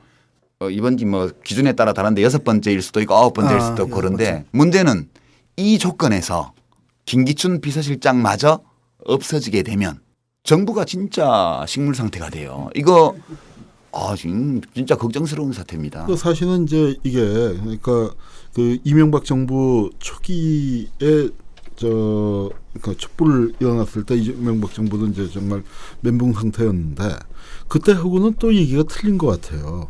그때하고는 얘기가 틀리고 정말로 그 통치 불능 내지는 그리고 정말 속수무책 대안이 없는 이 상황에 빠져버린 이게 지금 뭐 총리 같은 경우는 지금 다른 분들 구하기는 좀 힘든 것 같고 뭐 정치인 중에서 정치인들 그래도 정치인들은 그냥 선거를 통해 가지고 좀 걸러진 부분들은 있지 않습니까? 김문수 전 지사 가장 유력하죠 지금으로서. 아니 뭐 많이 얘기가 나오는데 저분을 총리 지명해 놓으면 사고가 또 아니 안전 사고가 아니고 예, 이분이 이제 말 사고가 심하고 거예요. 예. 네. 아마 그 국민들하고 눈높이를 과연 맞출 수 있을지. 이분이 이제 고전에 대한 이해가 굉장히 탁월하시잖아요. 뭐 춘향이 따먹는 이야기라든지 뭐 아이 굉장히 독특한 해석이 품격 없이 아니 그러니까 굉장히 독특한 제가 들어본 가장 독특한 고전 해석이었거든요. 이게 근데 어쨌든 이런 것뿐 아니라 그 최근에 굉장히 우익적이고 극우적인 발언들을 계속 해왔거든요. 아마도 그 보수층이 어필하기 위해서 그랬던 것 같은데 좀 어떤가 싶기도 우리 하고. 김문수 씨 잘 알잖아요. 저는 운동 같이 잘 몰라요. 하셨나요? 우리 유 장관이 잘 아시죠. 저희야 뭐 80년대 형제간처럼 지냈던 사이니까. 네.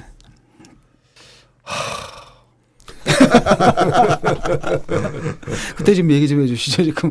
아 진짜 아니 그래서 사실은 네. 뭐 총리 감이 없는 것이 아니고 대통령이 변하지 않는 한 누구를 갖다 놓아도 다양한 문제들이 날 수밖에 없는 거죠. 아니 실제 총리감도 많지 않은 게 문제는 뭐냐면은 그 청문회를 통과할 수 있는 사람이 없는 거죠. 정치인 중에서도 그냥 선거라는 게 그냥 하고 거기서 통과된 거지. 막상 청문회 그 자리에 세워서 이렇게 선출직하고 또 임명직이 다르잖아요 기준이. 그래도 김문수 전 지사 아직은 현 지사죠. 김문수 지사 경우에 그래도 장점이 몇 가지는 있어요. 네. 우선 첫 번째 아들이 없다는 거. 그다음에 이분이 이제 주로 노동운동 이런 거 하던 분이어서 외국 체류 경험이 별로 없어가지고 국정 문제 이런 것도 없어요. 네. 그다음에 뭐 돈 벌 수 있는 시간이 별로 없어요. 이분이 돈 번 거는 한일도르코 노조위원장 할 때 월급 받은 거 하고 70년대 초에. 그리고 이제 부인이 책방한 거야 뭐. 네, 그 부인이 별거 책방 하시던 책방 잘 안 됐어요. 그렇고 돈 별로 못 벌어서 봉천 사거리에 있던 거. 그리고 정치를 시작한 이후에 국회의원으로서 월급 받은 거, 도지사로 월급 받은 거 이것뿐이어서 뭐 파도 무슨 나올 건 없지. 예, 나올 건 없을 거예요. 그런 점은 이제 큰 장점인데 이제 문제는 뭐 갑자기 119에 전화 걸어가지고 내 도지사인데 관등성명 대봐요. 이런 식의 예 그게 좀 걱정이 돼요 제가. 병정전중입니다. 예. 오늘 그 김기춘 문제까지 그다음에 이제 후임 총리 문제까지 좀 얘기해봤고요. 자, 제2주제 일단 여기서 마무리했고요. 아직 못한 얘기는 제3주제죠. 제3주제에서 마저 하기로 하겠습니다. 이번에 정말 쉽시다. 예, 저희 잠깐 쉬고 돌아오겠습니다.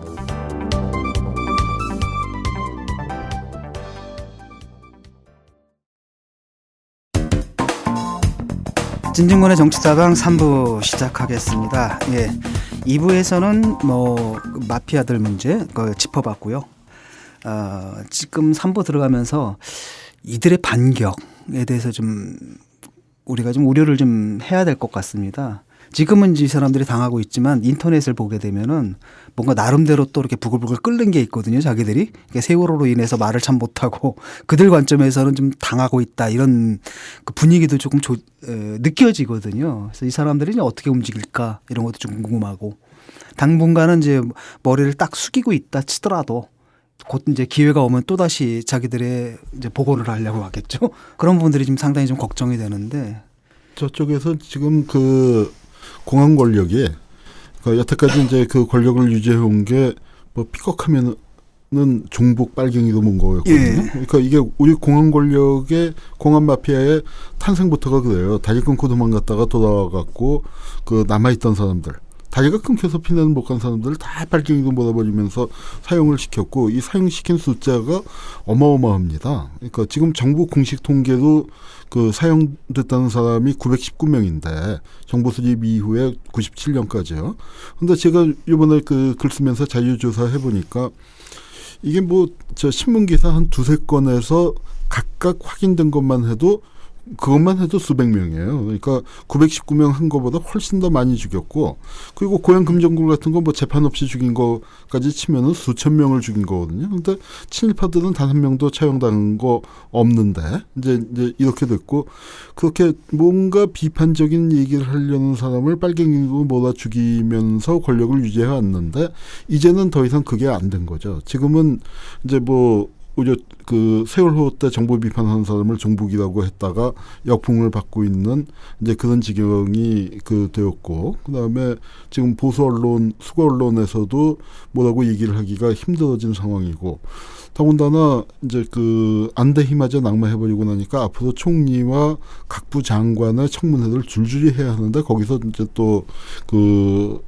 사고가 안 생길 수가 없겠죠. 저쪽에 이제 분리나 문제 방식으로 본다면. 그래서 이제 하여튼 당분간 이제 그런 상황은 지속될 것 같은데, 문제는 뭐냐면은 그 반격을 막아낼 수 있는 어떤 그 정치 세력 이게 과연 어떻게 준비되어 있냐 하면은 지금 이제 이름이 뭐죠? 새정치 민주연합. 네, 새정치민주연합. 네, 그러니까 저 같은 사람도 이름을 기억을 지난번에 그래서 성토를 했습니다. 당 이름 좀 그만 좀 그냥 바꾸자. 2번 이렇게 하세요. 네.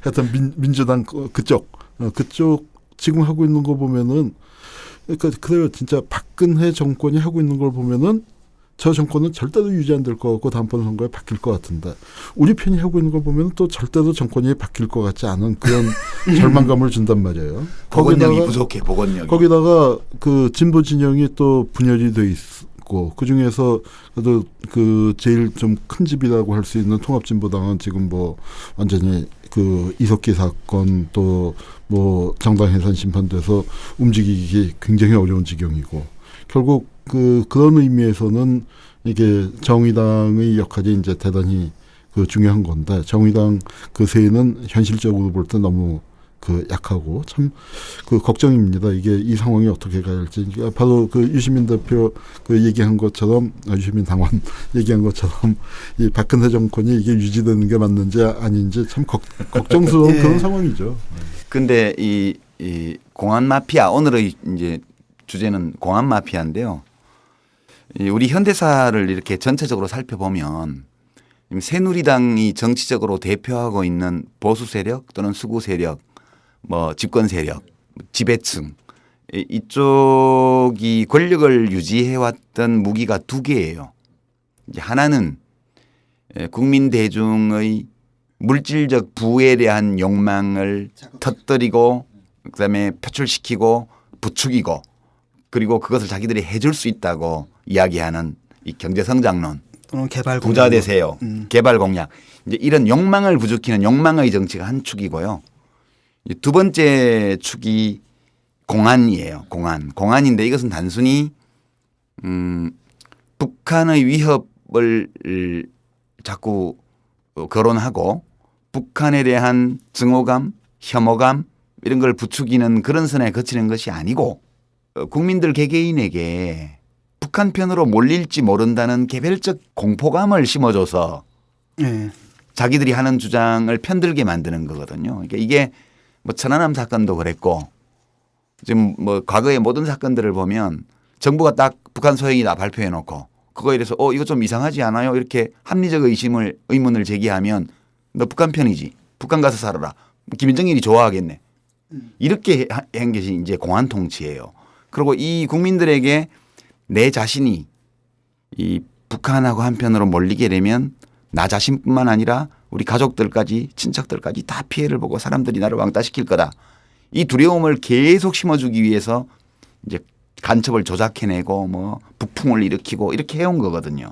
이 공안 마피아는 이 역할을 충실히 해줌으로써 이 권력 집단 속에서 떡고물을 얻어먹고 생존해온 거죠. 이 구조인데 또 그렇게 반격할 거예요.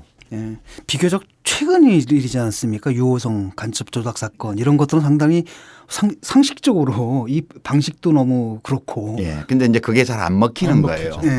국민들이 겉으로는 여론조사 같은 걸 하면 정부 발표를 믿는다는 식의 답을 많이 해요. 왜냐하면 그거 안 믿는다고 하면 큰일 나죠. 북한 편으로 몰릴 위험이 있기 때문에. 그래서 지금은 민주화 시대고 정보가 많이 공개되어 있기 때문에 아주 설득력 있게 근거를 가지고 하지 않으면 예전만큼은 효과가 안 나기는 해요. 그러나 이 두려움은 여전히 많은 국민들이 마음속에 들어있기 때문에 이것을 부추기는 방식의 어떤 반격을 공안 마피아 쪽에서 해올 가능성이 매우 높다. 그거 말고는 다른 방법이 없을 거다. 그렇게 봐요. 네. 지금 보면은 이제 이분들이 뭐 예컨대 이제 우리가 지금 이 사회를 지배하고 있는 그분들이 반성을 하고 있느냐 그건 좀 아닌 것 같거든요. 왜냐하면 그건 불가능한 얘기지. 망언들이 이제 나오는 왜냐하면 한두 사람이 망언하면 그 사람들만의 문제라고 보겠지만은 지금 망언하는 게 뭐냐 정몽준 후보 아들부터 그 부인 그다음에 의원들 그다음에 뭐 청와대 대변인 뭐 심지어 순수 뭐 유가족 서울대 치과대학 교수까지. 네, 서울대 치과대 교수 그다음에 또 다른 한편으로는 뭐냐 그 대형교회 목사들이 줄줄줄줄줄 계속 얘기를 하고 있거든요. 이건 뭔가 이 사람들의 그 의식 자체를 좀 보여주는 것 같은데. 근데 어떤 사람 목사 아니래던데. 누구요? 그 조광작인가 그 한기총 부회장 목사가 아니에요? 목사예요. 가짜 목사라는데. 가짜예요? 그 목사 그거 없대요? 없대요. 근데 한기총이 된 거예요? 예. 애호장 사건 이후로 완전. 근데 누가 내 목사입니다 그러면 그거를 뭐 등록증 보자 그러나 뭐 문화관광부 종교국에 등록된 그렇죠. 뭐 하긴 그 사람이 아니, 무슨 왜 사업가였어요 동시에. 변희재 대표는 그런 거는 검증을 안 하시나? 그거는 학위가 아니고 요즘 그분은 안 했으니까. 아니 그분은 요즘 그 스시랑 그 고구마 사건 때문에 조금 식품 쪽으로 많이 식품 쪽으로 예, 바뀌었어요. 식품 안전 쪽으로 이렇게. 제가 요새 돌아가는 걸 몰랐네요. 그러니까 참고로 그 월남쌈 있잖아요. 그 2,990원에 팝니다. 그 럭키마트에서. 월남쌈도 아니고 고구마라는. 네, 고구마요. 네, 친환경 고구마, 럭셔리 고구마. 오케이. 그건 그렇고요. 그렇기 때문에 이제 이번 선거가 상당히 중요한 것 같습니다. 일반 선거에서 우리가 이 선거의 의미를 어떻게 규정해야 되는지. 예. 당 대표 하시던 분. 왜 이렇게 침묵을 하세요? 아니 얘기가 재미있어가지고 이제. 예, 저는 아까 뭐 조금 전에 그 말씀도 한 말씀 얹히면은 유신을 1972년에 그 유신 선포할 때 보면은 명분이 통일이었어요. 예. 어찌 보면 가장 통일을 안 하고 싶은 사람이 북한을 빌미로 해서 또 그냥 빌미로 하지 않고 통일하는데 우리가 주도권 뺏겨서는 안 되고 먹혀서 안 되니까 우리 위주로 이렇게 통일하려면은 이 나라를 이렇게 둬서는 안 된다, 바꿔야 된다 이렇게 얘기했잖아요. 저는 통일준비위원회인가요? 아직 안 만들어졌습니다는 본인 스스로가 일단 위원장으로 스스로를 셀프 임명을 했잖아요. 그 통일준비위원회 얘기하면서 통일이 대박이라고 얘기한 게 어찌 보면은 과거 1972년과 같은 방식으로 군사력을 동원한 쿠데타는 불가능하지만 자기 나름대로의 현재 21세기형 어떤 유신 선포와 같은 통일을 명분으로 삼아가지고 어떤 집권의 어떤 그 흐름이라거나 또는 강도라거나 이런 방식이라거나 이런 걸 갖다가 좀 만들어 가려고 하는 게 아닌가 그런 점에서 최근에 나오는 여러 지적된 망언이라 하는 것들이 우리가 볼 땐 망언이지만 본인들로서는 상식인 거죠. 자기들이 보는 한반도 또 자기들이 보는 어떤 국가 자기들이 보는 또 이제 뭐 통치 그 방식 이게 보면은 자연스러운 얘기가 그렇기 때문에 애들도 얘기하고 나이 든 사람 남녀노소 가리지 않고 하여튼 그쪽에 있는 사람들은 다 비슷하게 얘기하고 있는 게 아니냐 이렇게 보여지고요. 네, 우리랑 좀 세계가 좀 다른 세계에서 오신 분이에요. 그래서 저는 그냥 도몽준 씨. 그래서 저는 별에서 온 그대. 도몽준 씨. 네. 저는 세월호 사건이 우리에게 정말 이 엄청난 이제 그 희생과 비극으로 점철된 이 사건이 우리에게 주는 값진 교훈은 물론 우리가 앞으로 어떻게 하는가에 따라 달라지긴 하겠습니다만은 단순히 이것이 뭐 선박 운행에서의 안전 수칙의 문제라거나 배가 어떻게 운행해야 되는가 하는 문제만이 아니라 여기서 드러난 여러 가지 뭐 관폐학 문제라거나 또는 심지어는 가장 큰 핵심적인 문제는 정치 권력의 문제잖아요.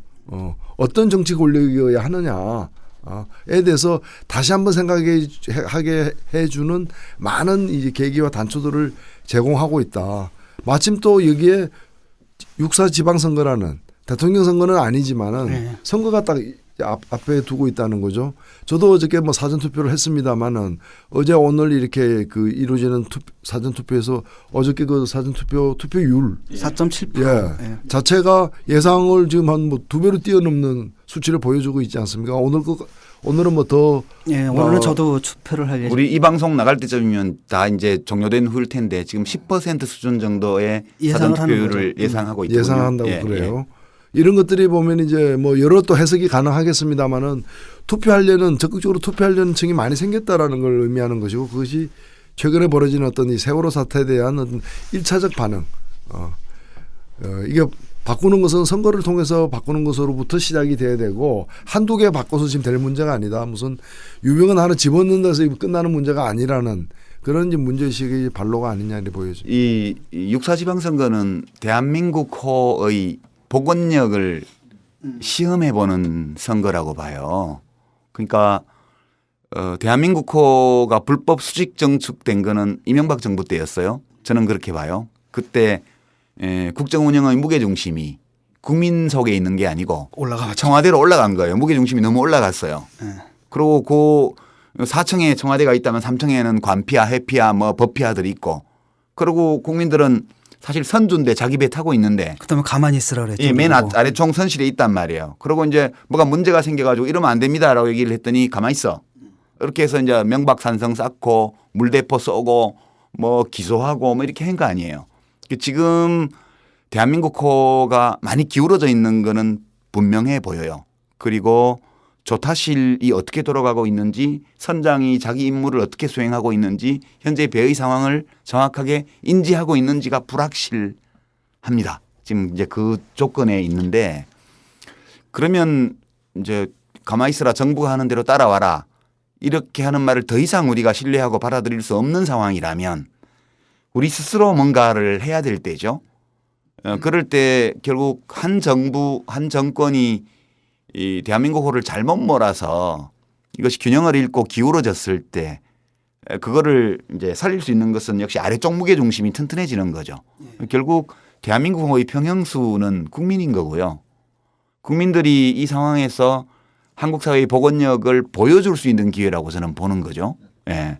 그래서 저는 다른 어떤 선거 때보다 이번 선거가 좀 가슴이 조마조마한 느낌으로 와요. 그 복원력을 회복하기 위해서는 아주 긴급 상황에선 위에 있는 뭐 갑하는 컨테이너가 있을 때 이게 그 있으면은 그런 거 바닷속으로 버려야 하는 거고. 집어 던져야 돼요. 집어 던져야 하는데 우리가 지금 이제 정말로 긴급하게 해야 할 것이 뭐냐 하면은 그 오늘 얘기 안 했지만 오늘 이제 우리가 주로 공업 마피아 갖고 얘기했는데 지금 가장 위험한 마피아도 제일 큰 사고를 칠 거는 핵마피아입니다. 핵마피아. 원전 마피아. 예. 저는 이게 지금 그 이제 세월호 사건이 터지니까 그 많은 사람들이 얘기하죠. 태안 사고가 있었지 않느냐. 그리고 또 뭐 경주 리조트 붕괴 사고 있지 않느냐. 이렇게 전조가 있었고 경고음이 울렸는데 우리가 그걸 방치하다가 세월호 사고가 났다. 맞는 말씀입니다. 그런데 저희가 지금 그 불안한 거는 이 세월호 사건이 다가오는 더 큰 사건의 경고음일까 봐. 저는 이 세월호 사건을 겪고 난 다음에 우리 국민들이 이제 정말 집단 우울증 상태에 빠질 정도로 이렇게 낙담이 됐는데 다가오는 사고가 그 어떤 게 있겠느냐. 하늘에서도 사고 났죠. 땅에서도 났죠. 바다에서도 났죠. 땅속에서도 났죠. 강에서도 났죠. 남아있는 사고가 핵발전소 문제인데요. 이게 세월호가 가라앉고 있을 때 4월 16일을 국민 뭐 안전한 날로 제정하자.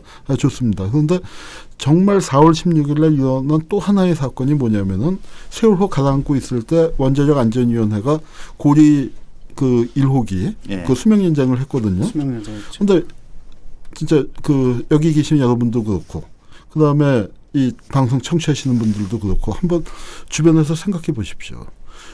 고리 1호기가 몇 살이냐면 37살이에요. 차 30년 넘은 차 타십니까? 집에 냉장고 30년 된 거 쓰십니까? 텔레비 30년 된 거 그거 보세요? 에어컨 30년 된 거 쓰고 있습니까? 컴퓨터 30년 된 거 쓰고 있나요?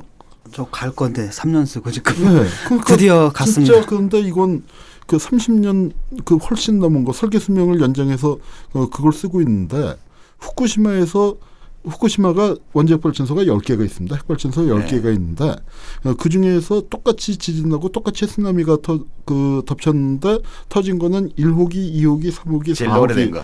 오래된 거 4개가 터진 거거든요. 그런데 이게 후쿠시마는 그래도 저 동해안에서 그러니까 우리도 치면은 뭐 떨어져 있는 중문쯤 거죠. 되면 뭐 사람이 많이 안 사는 데지만 이거 고리 1호기의 반경 그 30km, 30km. 부산부터 그냥 30km 경남, 경북이 안에 다 들어가죠. 울산이 다 들어가고 부산이 3분의 1쯤 들어가니까 이게 350만의 그 피해 반경에 들어가는데 이걸 누가 감당할 수 있습니까? 저는 세월호 사건의 교훈을 얻는 그 가장 중요한 게 당장 핵발전소를 다 중단시키고 탈핵으로 선언을 하지는 못한다 하더라도 최소한 이 수명 연장만큼은 막아야 하고요. 그리고 정말 그 문제가 되는 게 이 수명 연장을 하는데 지방자치단체장의 권한이 아무것도 없더라고요. 예. 아무것도 없는데 중앙정부가 전부 다 예. 하죠. 그 여기에 대해서 그러면은 그 지방자치단체가 과연 이렇게 있어도 되는 것인가? 이제 이런 문제들이 정말 공론화되고 이것을 그 문제를 고쳐나갈 수 있는 힘이 지금 이번에 이게 그나마 다행인 것이 마피아라는 그 관피아라는 것의 실체가 드러났는데 이것이 우리 사회에서 어떻게 작동되고 있는가? 그리고 이 관피아의 해악이라는 게 사실 저 버피아가 몇백억 받아먹는 거야. 그게 옳지 않은 거지만 전 국민에게 무슨 돌아가는 피해로 생각한다면 이 핵마피아 이거 발전소 터지는 거하고는 비교가 안 되는 문제예요. 그러니까 이제 관피아나 법피아는 돈 문제고 네. 이거는 이쪽은 생명의 생명과 이제 국가의 영속성의 문제가 걸려 있죠. 예. 그리고 이 핵피아는 그 관피아 등 해서 해당 분야의 어떤 그 관료들이 이제 뭐 퇴직 후에 되게 또는 현직이 있으면서 서로 이제 커넥션으로 금품어가는 문제보다도 이 핵을 갖다 탈핵이 아니라 오히려 핵 발전을 강화하는 방향으로 정책을 추진하고 있는 대통령들이 문제인 거죠. 더 짓겠다는 거 아니에요 지금. 예. 네. 그리고 그 세월호 저 난리가 나고 있는데 아랍에미리트까지 가가지고 핵발전소 수출한다고 하고 있던 사람들도 그렇고. 아니 그 폐기물을 우리가 갖고 와야 한다는데 예. 바다에서 오다가 그거 빠지면은 정말 글로벌 민폐가 되는 거 아닙니까? 그렇죠. 예. 일본이 그 핵발전소 사고가 난 후에 그 여파가 독일 같은 데서는 우리는 이제 핵발전소를 더 안 짓고 줄여 나가겠다.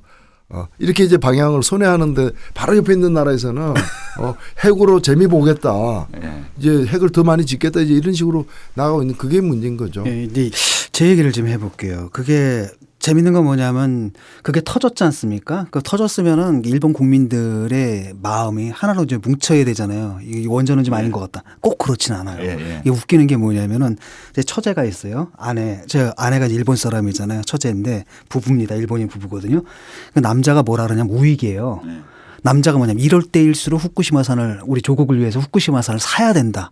그래가지고 일부러 후쿠시마산을 사오는 거예요. 예, 일본서는 그런데요. 그러니까 그 부인은 또 근데 이걸 애들을 먹일 수는 없잖아요. 그래서 그걸 갖다 버려요. 쓰레기통에. 그럼 남편이 그걸 보고 왜 버렸냐 해서 서로 매일 부부싸움을 하는데 저는 지금 이게 비슷한 일이 세월호 사건을 놓고도 일어나지 않을까.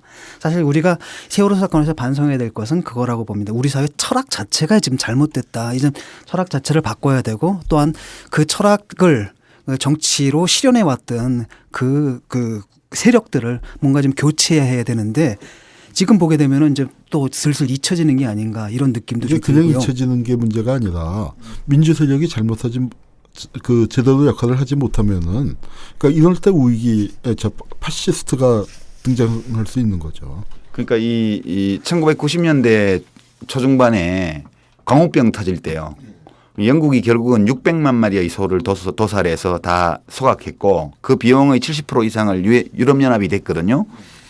근데 그 사건이 초기에 불거졌을 때 그러니까 광우병 위험을 경고하고 이랬던 사람을 왕립학술협회에서 내쫓는다든가 그 농림부 장관이 그 의혹이 증폭되고 있을 때 자기 딸을 데리고 나와서 영국산 소고기로 만든 햄버거를 먹는 행사를 한다든가 이렇게 했단 말이에요. 예, 그 딸이 결국 그 광우병 걸렸잖아요 그때. 아니요. 딸 친구가 걸렸어요. 딸 친구가 걸렸네. 딸 친구가 걸렸는데 그게 초기 단계예요. 초기 단계였고 그러면 이제 광우병 위험이 확실해지고 나서 이제 난리가 나니까 영국에서 어떤 일이 벌어지냐 하면 패스트푸드점에서 우리는 영국산 소고기를 쓰지 않습니다. 이걸 붙였어요.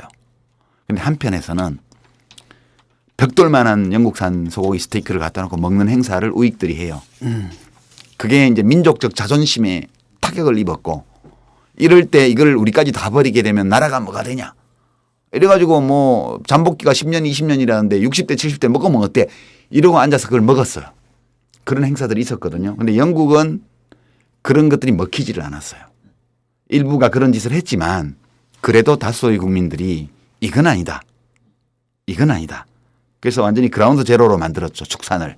싹 다 없애고 새로 도입해서 키우기 시작했고 골분 사료 그러니까 소한테 육식시킨 게 원인이었기 때문에 그 골분 사료를 뒤늦게 이제 생산을 중단하고 이렇게 해결했는데 일본은 보면 지금 일본 국민들이 이 영국만 못한 거예요. 저는 그렇게 봐요. 일본 국민들의 정신적, 지적, 정서적 수준이 영국만큼 합리적이지가 않다. 그리고 우리나라는 보면 일본보다 나을 게 뭐 있냐 그런 생각 한편으로 드는데 이거는 우리들의 욕망의 체계가 문제라고 저는 보는 거예요. 왜 원전을 핵마피아들이 저렇게 바로 하고 이 와중에도 계속 수명 연장을 하고 낡은 원전 그다음에 새로 원전 짓겠다고 하고 외국에 원전 팔러 다니고 이 왜 하냐 이유가 딱 하나예요. 경제 살리기. 돈이라는 게 필요하지만 우리 삶에서 돈이 최고의 가치자는 거예요. 그 유일한 가치냐는 거예요.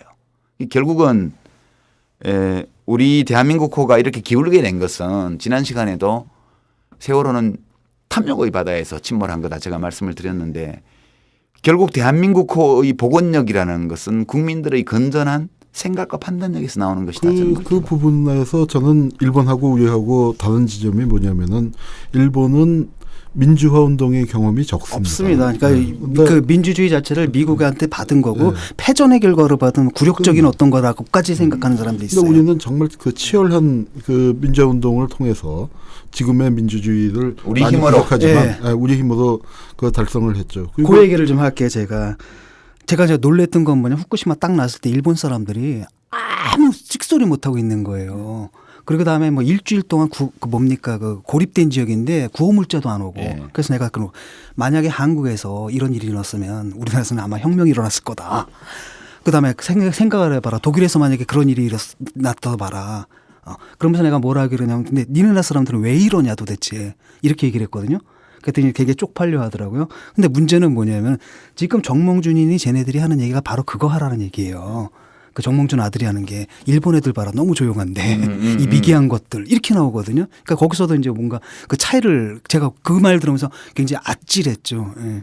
그래서 문제는 뭐냐면 이런 거죠. 지금 사실은 한 번의 문제는 드러났거든요. 지금 보게 되면은 한 세 가지 문제가 있는데 하나는 내체가 완전히 무너진 그 부분. 그 대한민국가 침몰한 거 아닙니까? 그다음에 또 하나 그 박근혜 정부가 그래도 근데 사실 외교 성과가 뭔지도 모르겠어요. 자꾸 외교 성과 때문에 그 지지율이 나오는데. 폼 나잖아요. 그러니까 그 한복 입은 거 빼고는 기억에 남는 게 없는데. 실제 뭐 엊그제 그 북한하고 이제 일본하고 직접 협상에 또 이렇게 진척을 보이면서 왕따 당하면서 지금 사실 외교가 없어요. 외교가 없고 대통령의 외유는 있었지만 그렇죠. 외유는 있는데 국가 차원에서의 과제를 해결해 나가는 외교는 현 정권 들어서 없었던 거죠. 그게 외국 나가서 무슨 한복 그 패션 사업을 갖다가 부흥시키기 위해서 한 일 말고는 없다고 이제 봐야 되는 것이고 저는 이번 세월호 사건과 관련해 가지고 우리 국민들이 이 대한민국호의 주인은 우리 국민이다. 선주 의식이 굉장히 중요한 것 같아요. 예, 저는 선주 의식이 그러니까 이제 그런 그 주인 의식 같은 게 가장 잘 나타났던 게 80년 광주라고 생각이 나요. 근데 80년 광주하고 이 세월호하고 자꾸 이제 그 대비해서 보게 되는 게 그 광주라는 게 거대한 재난 공동체였지 그렇죠. 않습니까? 근데 그 재난 공동체를 그 광주 시민들이 어떻게 그 속에서 운영을 해나갔냐를 보면은 정말 기가 막힌 게 그 공권력이 완전히 무너졌고 총기가 수천 장이 풀렸는데 사고 하나 없었죠. 은행강도 뭐 금은방 슈퍼마켓 털려가 단 한 건도 없었고 근데 그 무렵에 전 뉴욕의 핵발전소 벼락 떨어져 갖고 7시간 정전됐는데 물건 훔치다가 잡혀간 놈만 4,000명이에요. 그거 비교하면 얼마나 컸습니까? 그리고 그 사람들이 서로 슬픔을 나누면서 그리고 외곽이 차단이 돼서 쌀 안 들어오고 할 때 시장통에 있는 아주머니들 다 식당집 아주머니들 다 쌀 퍼갖고 길거리에다가 솥단지 걸어놓고 밥해서 먹인 거. 아, 그거 좀 대단하죠, 대한민국. 이게 아니 난 성서에 나오는 오병이어의 기적이 그거죠. 이게 네. 이게 현대판 오병이어의 기적인지 모르겠습니까? 난 그러면서 그리고 그 다음에 이제 이게 광주는 그때 언론 통제하고 하니까 안 알려졌잖아요. 거기 뭐 저렇게 유아무개 같은 일부 과격 학생들만 그 얘기를 일찍 듣고서 그러니까 우리가 이제 그러니까 했지만 그 80년대에 광주를 아는 사람들이 그 광주의 살아남은 자의 슬픔을 간직하고 도청에서 마지막 돌아가신 분들, 그분들이 무슨 뭐 광주시장이었어요, 구청장이었어요, 아니면 뭐 대학 교수나 뭐 언론인이었어요, 다 뭐 정말 아까 얘기했던 배달의 기수들, 설가방들, 석유 배달, 뭐 구두 닦기, 뭐 식당 보이, 뭐 이런 사람들이 남아갖고. 이 사람들이 사실은 대한민국 역사가 가라앉을 뻔한 것을 지켜낸 거 아닙니까? 사실 광주 그게 없었으면은 한국 사회에서 어떻게 민주화가 되겠습니까? 6월 항쟁을 만들어낸 힘은 80년 5월 광주에 있었던 거죠. 그러니까 전 그런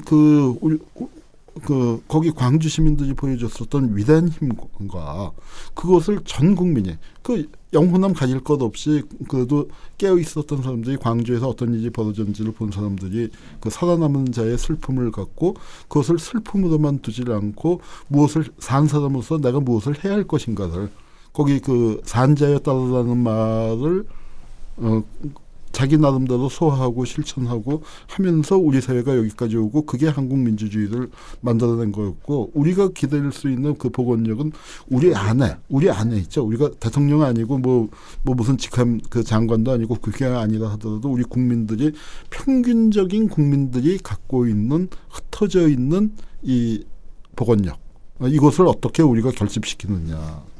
그러니까 박근혜 대통령이 이번에 세월호 사건을 다루는 거 보면은 자신은 선장이 아니라 선주이고 선장을 고용을 해서 선장 임무를 맡겼는데 맞습니다. 아주 정확한 팬티 입고 도망갔다. 그러니까 선장을 새로 교체하면 된다. 네. 그리고 선장이 잘못한 것을 내가 그래도 선주니까 대신 사과하겠다. 맞네. 그거네. 그 정도잖아요. 그 정도. 근데 우리 국민들이 선장은 당신이 아니라 우리다. 그리고 배의 안전에서는 국민들이 직접 걱정을 해야 되는 것이고 해결의 방향은 무게중심을 낮춰야 되는 것이에요. 우리 그렇죠. 사회가 너무 무게중심이 높이 올라가 있는 거예요. 돈 많은 사람, 권력 있는 사람, 지위 높은 사람 여기 다 가 있는 거예요. 그래서 우리 국민들도 이제 예를 들면은 SK 감옥에 있는 최태원 회장이 고액 연봉 1년에 300억 받았다고 했을 때 그걸 부러워할 게 아니다 이게. 오히려 최저임금을 높이는 그게 무게중심을 그렇죠. 더 낮추는 거예요.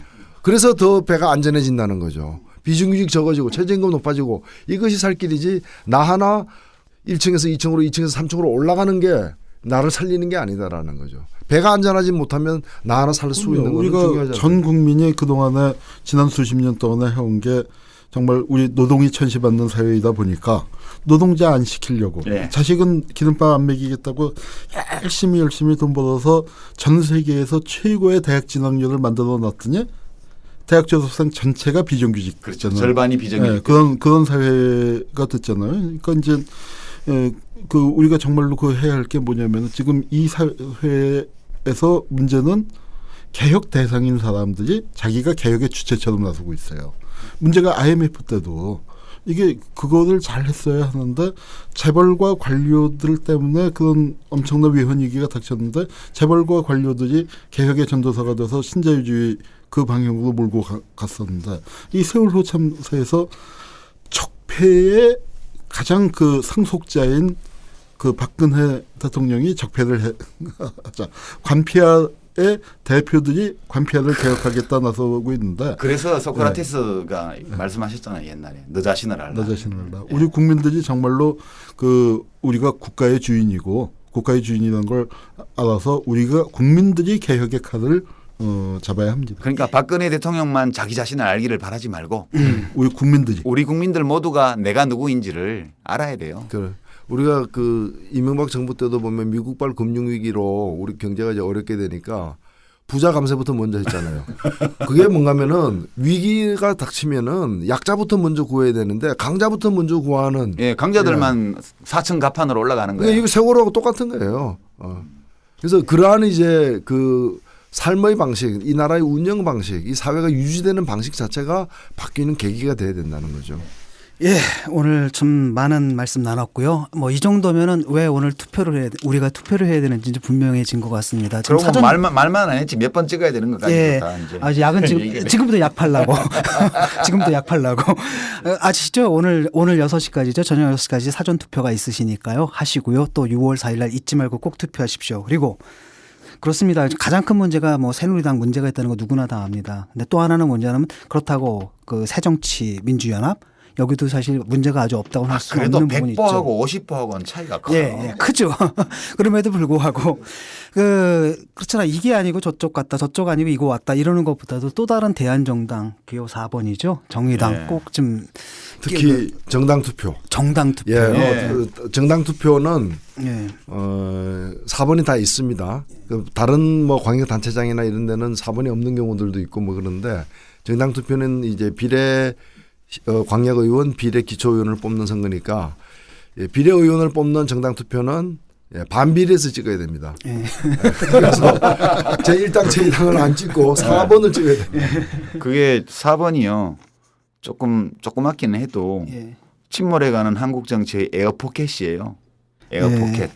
거기다 공기를 주입해 주셔야 돼. 예. 그래야 사람들이 숨 쉬고 살죠. 예. 그래서 6월 1일 날 투표하실 분들은 비례대표 1번 찍으시고요. 2일 날 투표하실 분들은 2번, 3일 날은 3번, 6월 4일 날 투표하시는 분들은 4번을 찍으시면 되는 겁니다.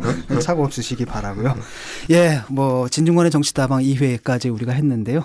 오늘 여기서 마무리 짓기로 하겠습니다. 오늘 나와주신 유시민 평당원님, 그다음에 한홍국 비당원님, 그리고 노회찬 선대위원장님 감사합니다. 인사하십시오. 예, 수고하셨습니다. 감사합니다. 예, 그리고 마지막으로요 노래 하나 듣겠습니다.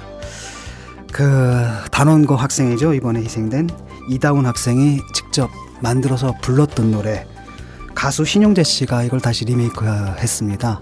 이 노래 듣는 것으로 오늘 정치다방 마치도록 하겠습니다. 감사합니다. 고맙습니다. 감사합니다. 감사합니다. 사랑하는 그대